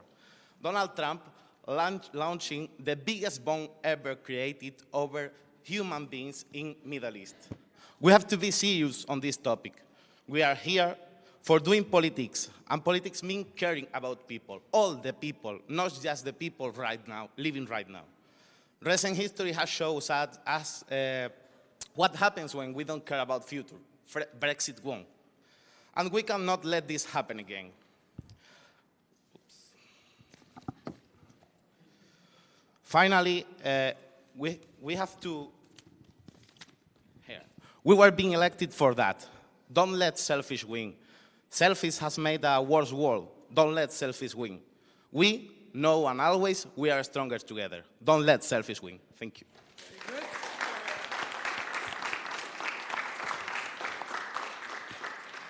If you don't, okay, if you don't work towards the present, then there would be no future to take care of, because there would be no grounds to build the future on. So we need to take care about the present, because we need to alleviate suffering in the present, because if we don't, then how will future generations take care of themselves? There will be more poverty. If you think about it, economics can prove it. Because if people think there will be an economic crisis sometime soon, they will start saving and saving and saving, and there will not be enough demand, and that's what will cause the economic crisis. So the thinking about the future actually ruined the future. And this would happen if we did not take care of the present, because if we only think about the future, sorry, then the present, if we only think about the future, then the present, like we would fail in taking care of the present and the future as well. Okay, thank you. I wanted you to, in your minds also, start thinking about how this debate relates to the previous debate. You guys voted 90% to say that we shouldn't empower experts, everything should be democratically decided. So how can we democratically decide about the future? They're not here. Only experts can talk in the name of the future. So, well, sure, but that's what won the democratic debate, right? All right. Thank you. The opposition would have you believe that we are unique, that we are special. But I'm sorry, but even in the here and now, we're 1 in 7 billion. We can't ignore the environment or we get mass biodiversity extinction. We can't ignore the financial crisis, or we get the financial sector, we get the 2008 banking crisis. We can't ignore people with weird haircuts, or we get Donald Trump and Boris Johnson. We aren't worth more, but we can be more. We need to work together to ensure that future generations have a place in this world. Do we want our legacy to be that we got 150 likes on a photo in the coral reef, or that we protected the coral reef for 150 more years? Us in the room, we are the leaders of tomorrow, and it is our responsibility to be ahead, do more, and work hard for tomorrow. Thank you.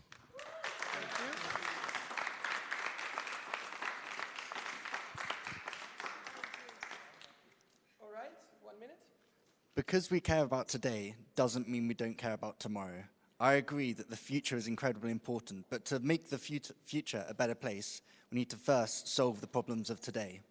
You talk a lot about the issues in the past, the historical things we need to be aware of. That's true, and they're the same now, and they'll be the same in the future. We need to solve what we can solve now, and worry about the future then. We can't vote on issues about the future not knowing what the future will be. We don't know if Brexit will come about. We don't know if new technologies will be able to solve future environmental issues. So we need to worry about now, because without solving now, we can't have a tomorrow. That's a great point. Okay. Sorry. All right. One last speech, then we move on to the questions. You guys are preparing questions, right? All of you? All right. You have 1 minute. Society is a coalition between the living, the dead, and those who are yet to be born. We cannot afford to focus on instant gratification at the expense of our future, because we now are living and benefiting from the innovations and the suffering and the hard work of people in the past. Everyone who is in this room has been affected by the lives and the dedication of the people such as Martin Luther King and the founders of the NHS. We've all benefited from that. We're all alive because of, and living in beautiful societies because of what they did. It's not just a logical position. It's not just about logically solving climate change, because logically humanity will be hugely diminished by it. It's also a moral one. We cannot be selfish. We have to let go of the idea that just getting the best car or the easiest way is always the best option. It's not just about our intelligence, it's not just about our thoughts as humans, it's also about our soul and keeping that vision of hope and that legacy alive for multiple generations to come. Perfect. Thank you very much. So you have a first question? Okay. I want... You remember, you want to address your question, so you choose the person you're... Sorry? The first member. I want to know what is your view about current troubles, such as energy poverty or water poverty on the world. That are our priority? Sorry, I don't understand the question. Would you repeat, please? What is your view about current problems on the world, such as energy poverty or water poverty? It's our priority. Is your priority? No. If it's my priority, yes, it is my priority, because if I live in a good world today, then those who will come have a better chance to build on the work that I've started. So in a way, the problems that we're facing today are of our own making. And if we had been a little bit wiser, we wouldn't be facing what we're facing today, and we'll be in a position to pass on a much better world. Want to add to that? I think I have to make one of our points clear. The fact that we care about the future doesn't mean that we're not going to solve the problems that we have today, the issues that we have today, on the best way possible. We will take advantage of every opportunity that we have to solve every issue that we have today, as well as think about tomorrow.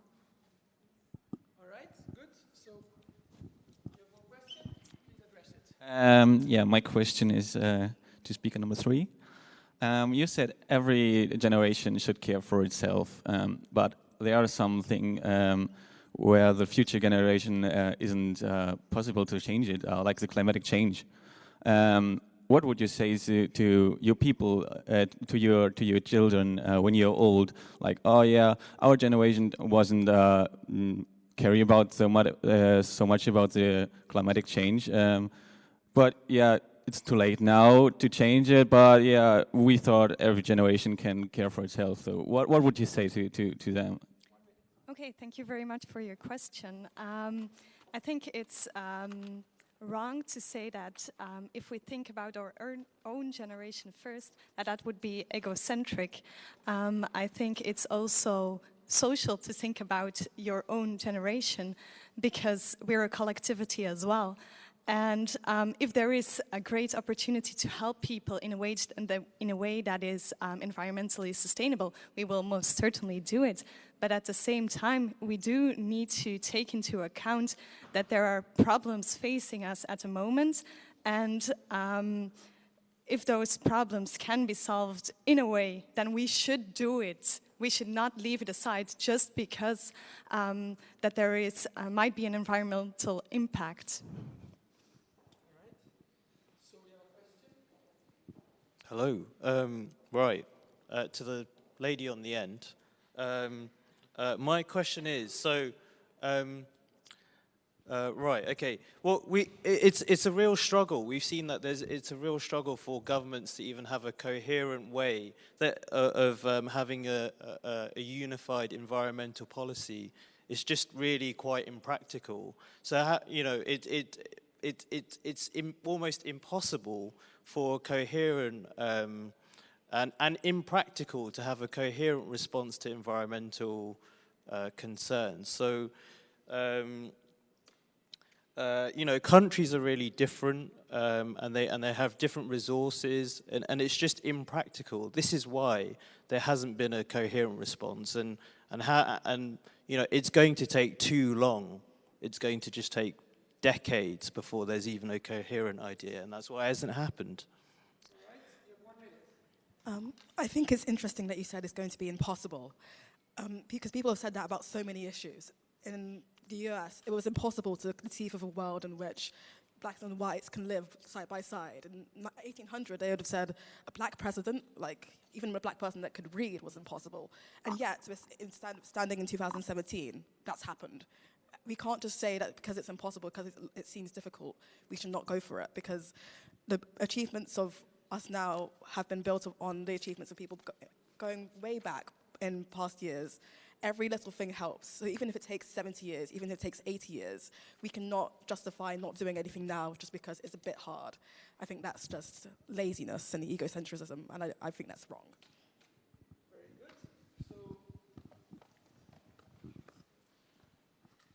So my question is to the lady on the left. I think we can all agree that today is the product of yesterday, and that tomorrow is the product of today. Thus, we can deduce that future of today will be the present of tomorrow. How does the honorable lady intend to overcome the laws of physics? Okay. That is an excellent question, but I think that it's based on the false presumption that what we want to do today is opposed to the views of tomorrow. So for instance, if we think about non-renewable energy, it's good for all of us to have cars that don't use diesel because of air quality, because it's good for our health. It's things like that. I don't think that the needs of today are necessarily as divorced from the future as that team makes it out to be. And I think that this is something that the audience should really consider when making this decision, is that we're not doing this because we're selfish. The future and the present is linked, and we're looking at how can we think of solutions today that are good for us. That doesn't mean that they'll be bad for you tomorrow. Very good. Yeah, thanks. We started with technology. So my question to the fourth speaker is, we have only one Earth, but we have many more planets. So should we see beyond and colonize Mars or any other planets in the future? Thanks. I love that question. And speaking of someone in the UK, after Brexit, can we colonize Mars very quickly, please? Yes, we do need to look ahead. I mean, NASA and the European Space Agency, they're thinking about what tomorrow brings. I mean, even recently, they announced a bunch of exoplanets which could support life. I mean, that's thousands and tens of thousands of years into the future, but there's no reasons that we shouldn't start making the technological advances today and thinking about what is possible in the world of tomorrow. I certainly agree that we should, and we're probably going to send people to Mars in the next decade or so, and maybe take them back.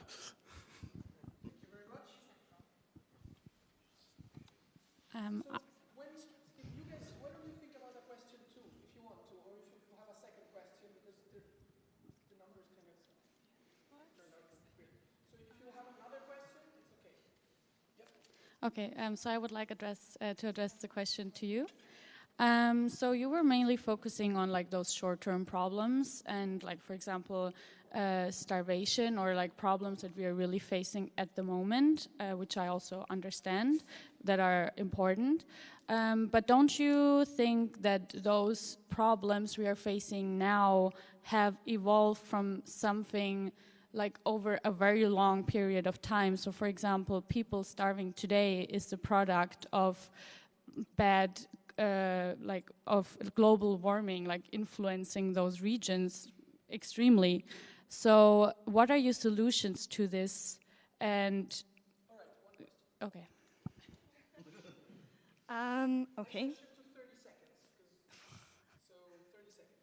Okay, so as was said before, in the region, by my colleague, in the regions that there are still many people starving, well, they didn't have the industrial revolution as we did, so why should we impair for them to have economic growth which would suppress the starvation as it is right now, just because we, the West, who had that revolution, did have the possibility to grow that fast. So I don't think it's a valid point. Thank you.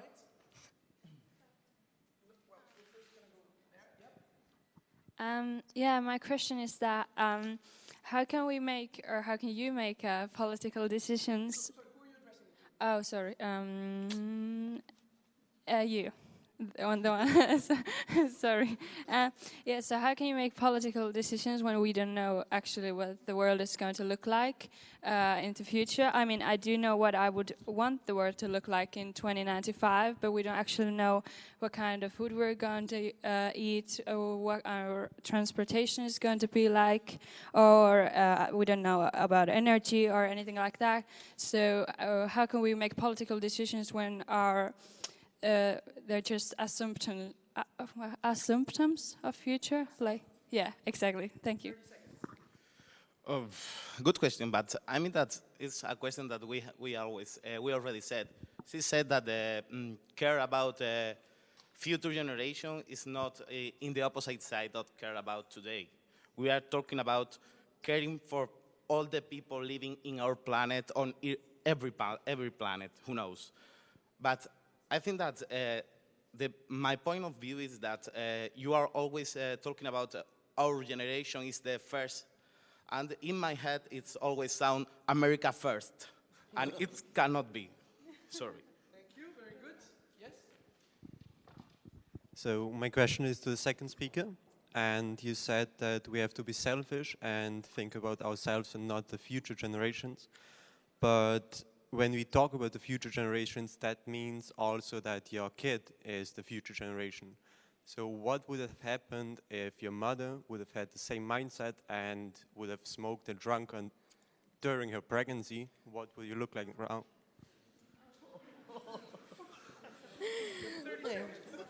I think there's a point to be made that's very important. We do not care about future generations. When I have children, assume I will also care about them. That being said, we are the persons who can actually fight the fight that we need to fight now.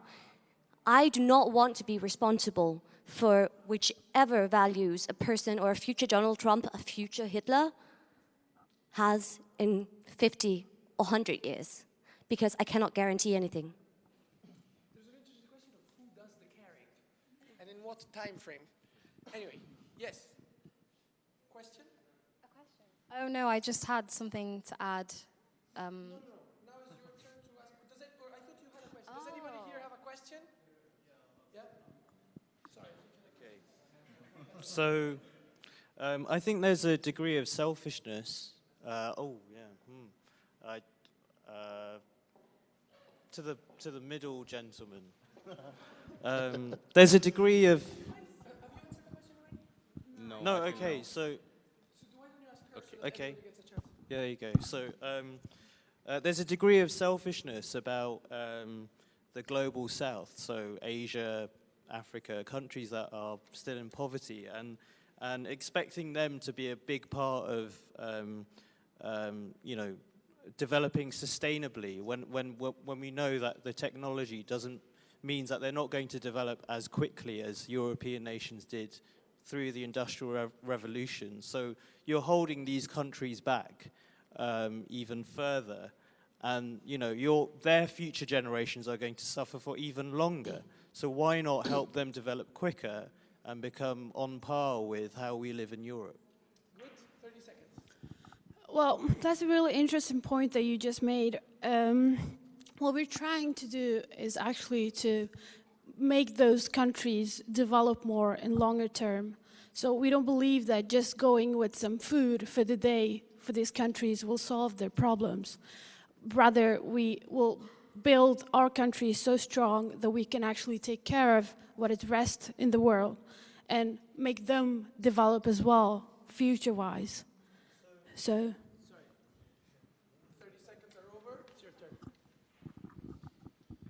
So my question is to the lady in the green, the third speaker, and it has two parts. It's on moral discourse, so bear with me. Firstly, past generations have created public goods that the present generations use and the future generations use. How do you think that we have the right to disregard that and suddenly become Louis XIV of the present generation? And secondly, natural resource. Why do the present generations have the right to use natural resources to depletion or poison them when we didn't create them in the first place? Do you want me to repeat that? Yeah? Could you repeat the question? Okay, so the first part addressed the fact that past generations created many public goods that we use today and the future generations used. Why do we have the right to disregard that morally? And then the second part addressed the fact that we use natural resources to depletion and poison them. We didn't even create them. Why do we have the right to use them when the future generations have no say in that?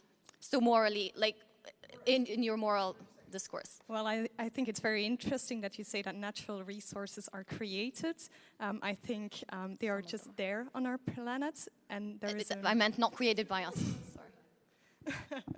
So I think because they're there, we can use them just because they're there. And if we can help people by using them, then please let's do so.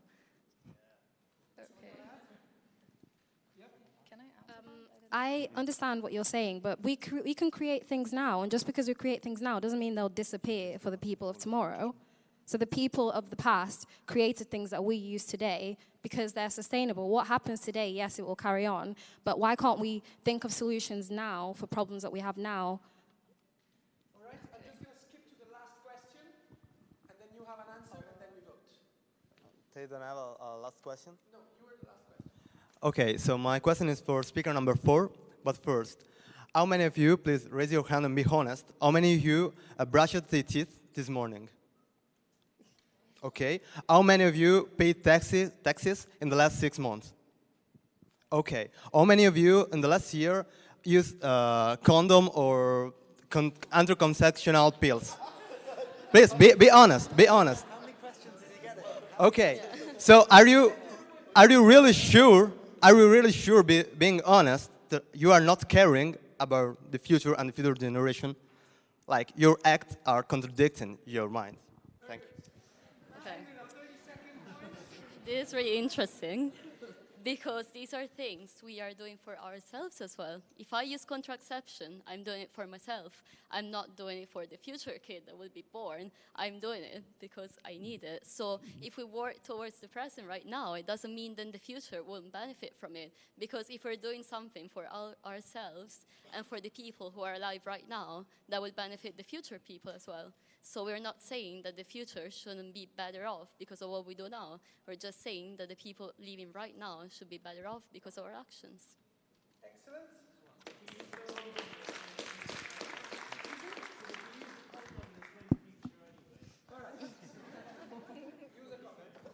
I wanted to vote. Sorry? So now we vote. Again, let me emphasize. Team C, you vote not your conscience, you vote who you think argued their case better.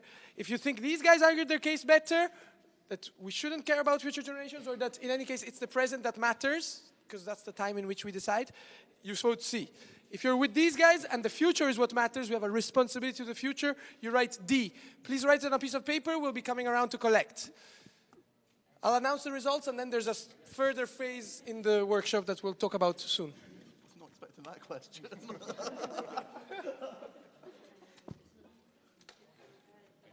Well, I thought the weirdest question would be, can we colonize Mars?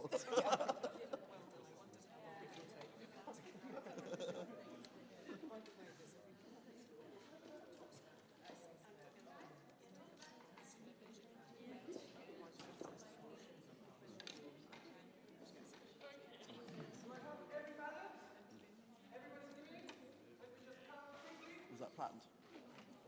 Cool. Well, no, I wanted to write it down that I was going to use that if I got to answer another question. I was going to use it last time, but I just couldn't do that with, can we colonize Mars?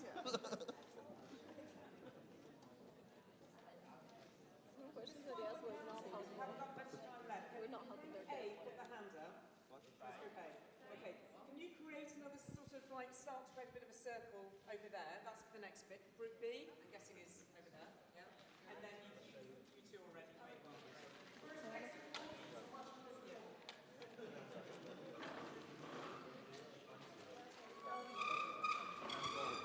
Sit down, I think. Let's just wait.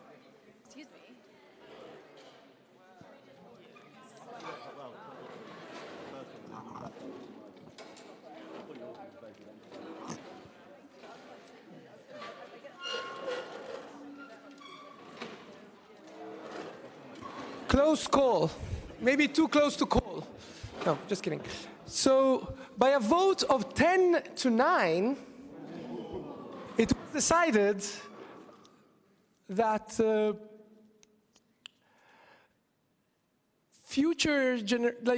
what was the question again?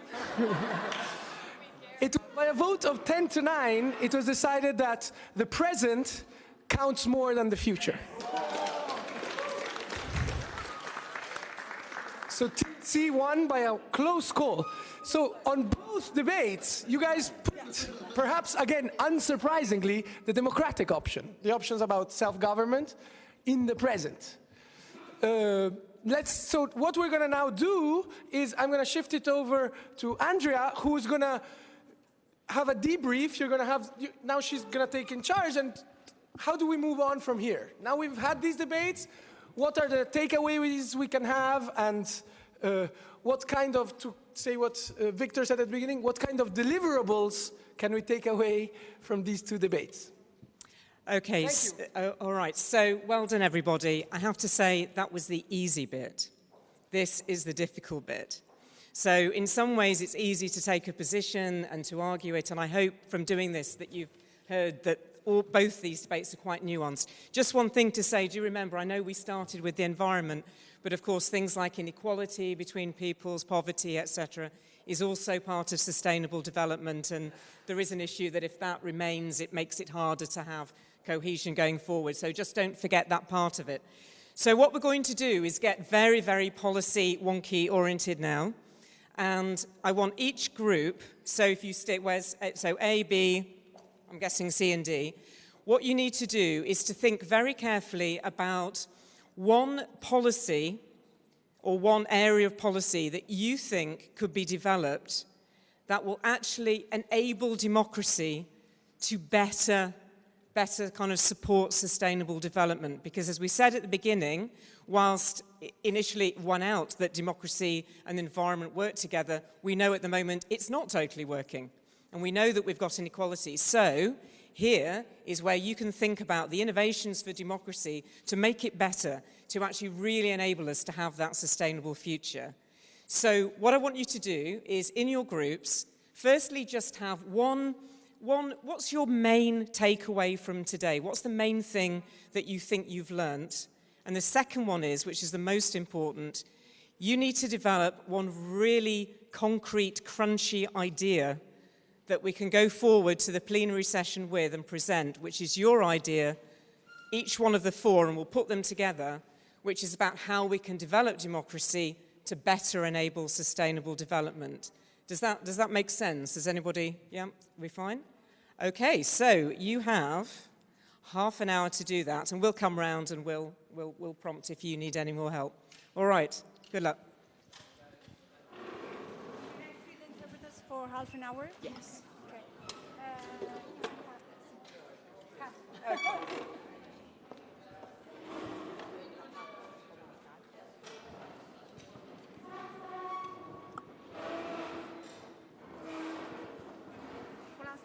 Thank you, thank you.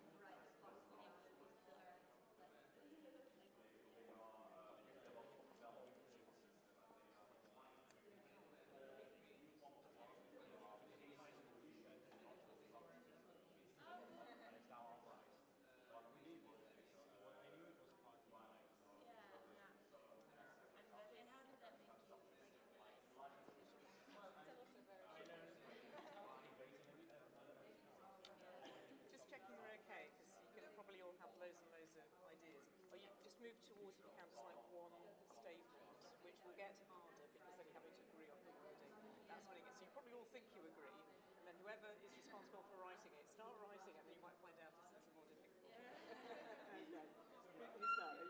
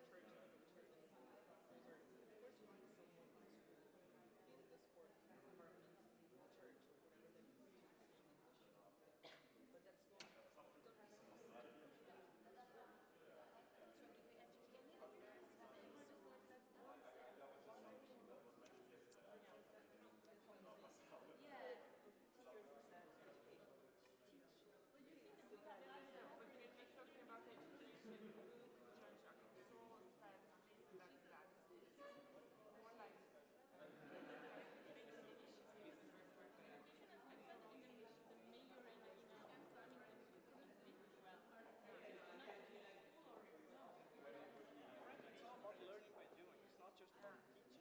It's not just about a lecture like writing on a blackboard. This is democracy. Those are the elements of democracy. It's not about that. It's about quickly live that in everyday life. Frankly, when I was a kid, I used to spend like 60%, 70% of my day in school. That's how it works for most kids. That's why they call you your second house. Whatever. Exactly. I was just listening. If I had a say on my school,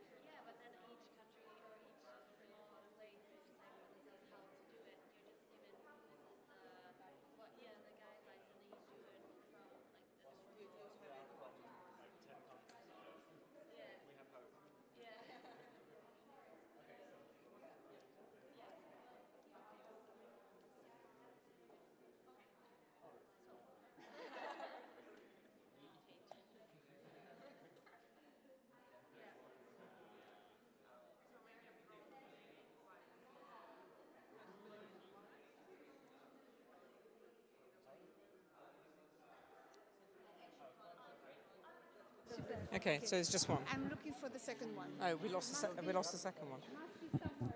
Okay. Don't know exactly where. Do you have the microphone here? Giovanni, so I will chat to the German girl if you can chat to the there. Okay. Yeah, and then we've done that bit at the end. Not now, but yeah. Sorry. Coming over. Yes, the one. Yes. Yes.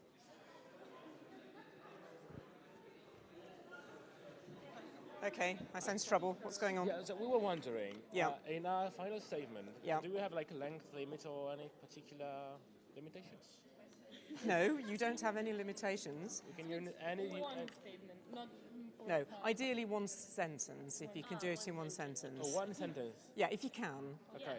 So not Try. 10 pages. Yeah. Not loads of use of semicolons either, because that could make it very long. Try and do it in one sentence. Really crunchy, because think about it. If you're writing a manifesto, for example, that sentence really matters. It's got to capture people as well. It's got to be clear, but it has to capture. All of the kind of supporting stuff comes underneath. But what is it? What's that headline? What actually are you, you know, you're trying to sell it to somebody. So we're writing a headline, basically. Yeah, but make it, just for these purposes, make it clear what it is. Don't make it a kind of just, you know, cliche line or something. Okay, all right. Second micro. Yeah, brilliant. Okay, so I talk to the guy, you talk to the girl? Yeah. Sorry? I talk to the guy who is going to intervene in the plenary? Yeah, or, yeah, or maybe you do? Or... No, okay, well, let's just do this bit first. So I can only focus on one thing at a time. No, I'm just here to assist you. So Yeah, you yeah, tell me yeah. what you need, Okay. and I will be at your service. Wonderful. Wonderful. So whatever suits you, I'll do. Okay.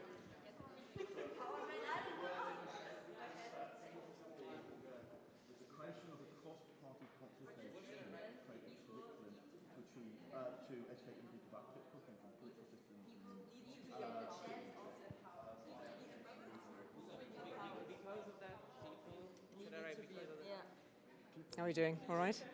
In what kind of sense, like what kind of policy proposal that So imagine it's a manifesto and you're writing that top line.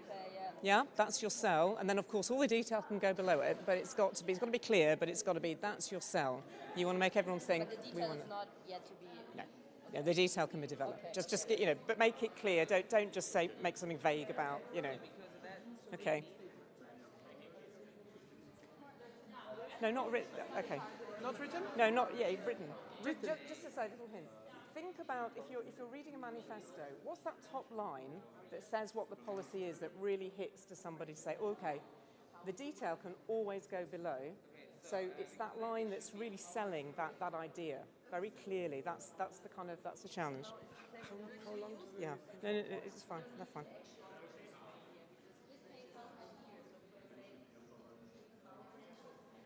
Okay, so just a few minutes, and just to say, the idea is that this one kind of way that you've said it is a bit like, think of a manifesto, and you've got that top line, which gives that kind of idea of what that policy will be, and then all the detail can come after. So I'm going to pass the mic over because. Fine.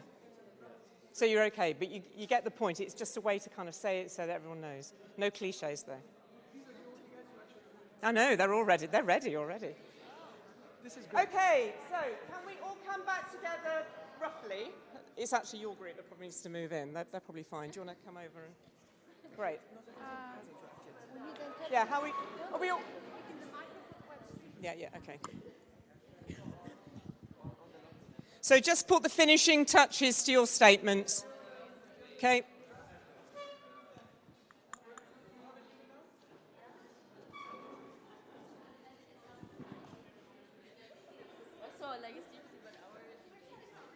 Come on, guys. Speedy. Momentum.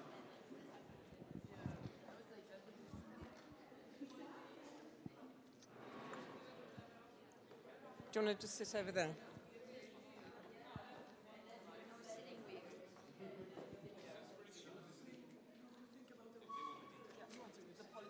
Yeah. In the one sentence. Yeah. No, just think the headline in a manifesto, so you're reading it, and that's what you... Yeah, that's fine. Well, I'm hoping the policy's in the... They should be in the line. Yeah. Should be, yeah. Okay. Okay, so put the full stop on the end or something. That's all you've got time for. So I'm going to go in reverse order. Which is Group D? I have no idea which Group D is. Okay, so who's the spokesperson for Group D? Right, okay. Right, okay, so Group D, you have to say, what did you... Okay, everyone, quiet. You need to listen to what everyone's saying. We ready? You're going to have to talk loudly. Right. That's fine. All right, so this is Group D's takeaway from today. What have you guys learnt from today? And then also, what is your policy statement that you want to put forward to the rest of the conference? Okay, so I'll do the latter first. Group D's policy statement we've titled Democracy for All. And this is after consultation with our group and hearing all the thoughts today. We think the most important way forward is to create a cross-party curriculum for children and young people to educate them about global issues, critical thinking, political systems and citizenship. We feel this is the best way forward to educate young people of all ages about the globalised world and to make sure that people go into life with the knowledge and the skill to be able to partake in the political system to the best of their ability. That is fantastic. Well done. Okay, Group C. The bar has been set quite high, so I'm expecting Group C to do just as well. Oh, sorry. We believe that social welfare is the key to democratic engagement, so ensuring that people have access to education, to healthcare, to reproductive rights. And the way of achieving this level of democratic engagement is through addressing inequality. So our proposal, therefore, is creating a system in which EU member states, above a particular economic threshold, can be held accountable for failing to ensure the social welfare for all of its citizens. So this might take the form of, for instance, fines. There would also be benefits for European countries who do meet the social welfare needs of their citizens. And we also feel that within Europe, there should be a social responsibility of member states who have significant resources to invest in member states that don't. So for instance, places like Germany should have a responsibility to countries like Greece, because that's how you ensure cross-European social welfare. Great, thank you. Well done. Group B. Thank you very much. Yeah, our policy statement is a bit more straight to the point. No, but like, no. That's me. Sorry. The starting point is that people feel excluded from politics and political decisions, and because of that, they should be empowered to raise their voices, which could be achieved by creation of discussion forums on the local level and better institutions to take their opinions into consideration. Great. That's it. I love the way that these are so different, but they come to... No, but that's good, because they're coming together into something really strong. And Group A. Please make sure it doesn't copy anybody else's. Otherwise, it will be rude. Do I have to go in the middle? You can all do it from there, it doesn't matter. Okay, I'll do it from here. So, we think democracy cannot be taught, but can be learned. And practicing from young age, locally, directly, and collectively. We'll do so by allocating a part of a local country's budget and put it under the control of the voters of tomorrow. They'll learn by themselves how to debate, compromise, and implement their own very policies. Whoops, there was a mistake there. Brilliant, well done. So I'm going to hand over to Victor now, who has the delightful task of putting this together. Of course, first of all, I would like to thank you all for participating and engaging so much in the debates and the exchange of views. It was interesting, and of course, do not forget to pass on the papers so we can integrate them in the declaration. So, great involvement, and I think this is the purpose of the School of Democracy, to see young people getting involved, participating, coming up with ideas, interacting, learning what compromise means, even though I don't like compromises, I can tell you for a fact. You don't like compromises as well, but you mentioned compromises in two of your conclusions here, so it is worrying for me to see that, because I really believe that young people would not ask for compromise so much. But I also have to give you an advice. You know, I'm a politician. This may be bad or good sometimes. It depends on the perspective you have. But I was discussing with my colleague earlier, and I was mentioning something that you have to have in mind. Because I noticed the way you are defending your different points of view. And to be sincere, you acted like politicians. I don't know if you see that in a good way, but from my side is that, you know, you are acting like you perceive politicians to be. If you want to change, even when you are going to act as politicians, try to change the politicians that you are trying to imitate, because this is also important, you know. So, so if we really want to change also the way we present politicians as a whole, and also furthermore, if we want to construct policies, if we want to build change, my true belief, maybe it's a wrong one, is that we have to come up with concrete elements that need to be changed. It's good to speak about local politics. It's good to speak about building forums. It's good to speak about, you know, learning, teaching, or everything about democracy. But acting is sometimes harder than that. And sometimes we do not notice what we have around us. For instance, across Europe, you may identify at local level, around city halls, different forums that are being built and financed by the city halls. We do not know about that. The European Union finances a lot of networks of young people, of entrepreneurs, of civil society, of NGOs, of local representatives. Do we know about those opportunities? Again, we do not know about those opportunities. The biggest problem, in my opinion, because we discussed about democracy and sustainable development, is that it's a problem of communication. We have a lot of opportunities, we have a lot of networks, but unfortunately, because of the big level of information that exists in our societies, we have difficulties identifying what is useful for us, what can be used for real. This is also due to fake news and other things like that, but not only due to that. It's also due to the fact that we have difficulties in really identifying what is good for us, and also the lack of involvement, in my opinion, of the institutional bodies that exist in our societies, like for instance schools. In my opinion, our educational system, even though I'm a teacher, should do more in informing young people about the opportunities that are useful for them. But of course, there are a lot of things to be mentioned. What I would like to suggest to you is to keep it real, keep it like you are. Don't pretend that you are politicians. Change even the politicians that you are imitating. Thank you for your input. I would like to thank my colleagues also for their ideas and their involvement in making this panel the most active and panel with the biggest number of participants, but don't tell others. So thank you for that. And I would like to thank the people from the Secretariat also in helping us. So in about, we will have lunch, and in the afternoon we'll have a debate with the President of the Party of the Socialists, Sergei Stanishev. So don't hesitate to address your questions. Be provocative. Start pretending that you're politicians. Tackle politicians as much as possible. Ask the most difficult questions, and come with the most utopical ideas that can push us, the politicians, to actually do things that you expect us to do. Thank you so much, and I will give Carol. Thank you to everyone. Please give yourselves a round of applause. Yeah.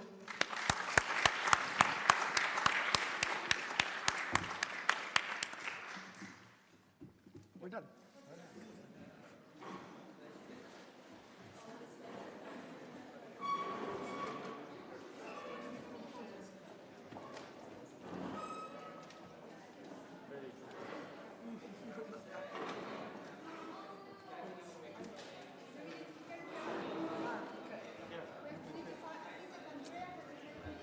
Yeah, if you could help us with the chairs, it will be great.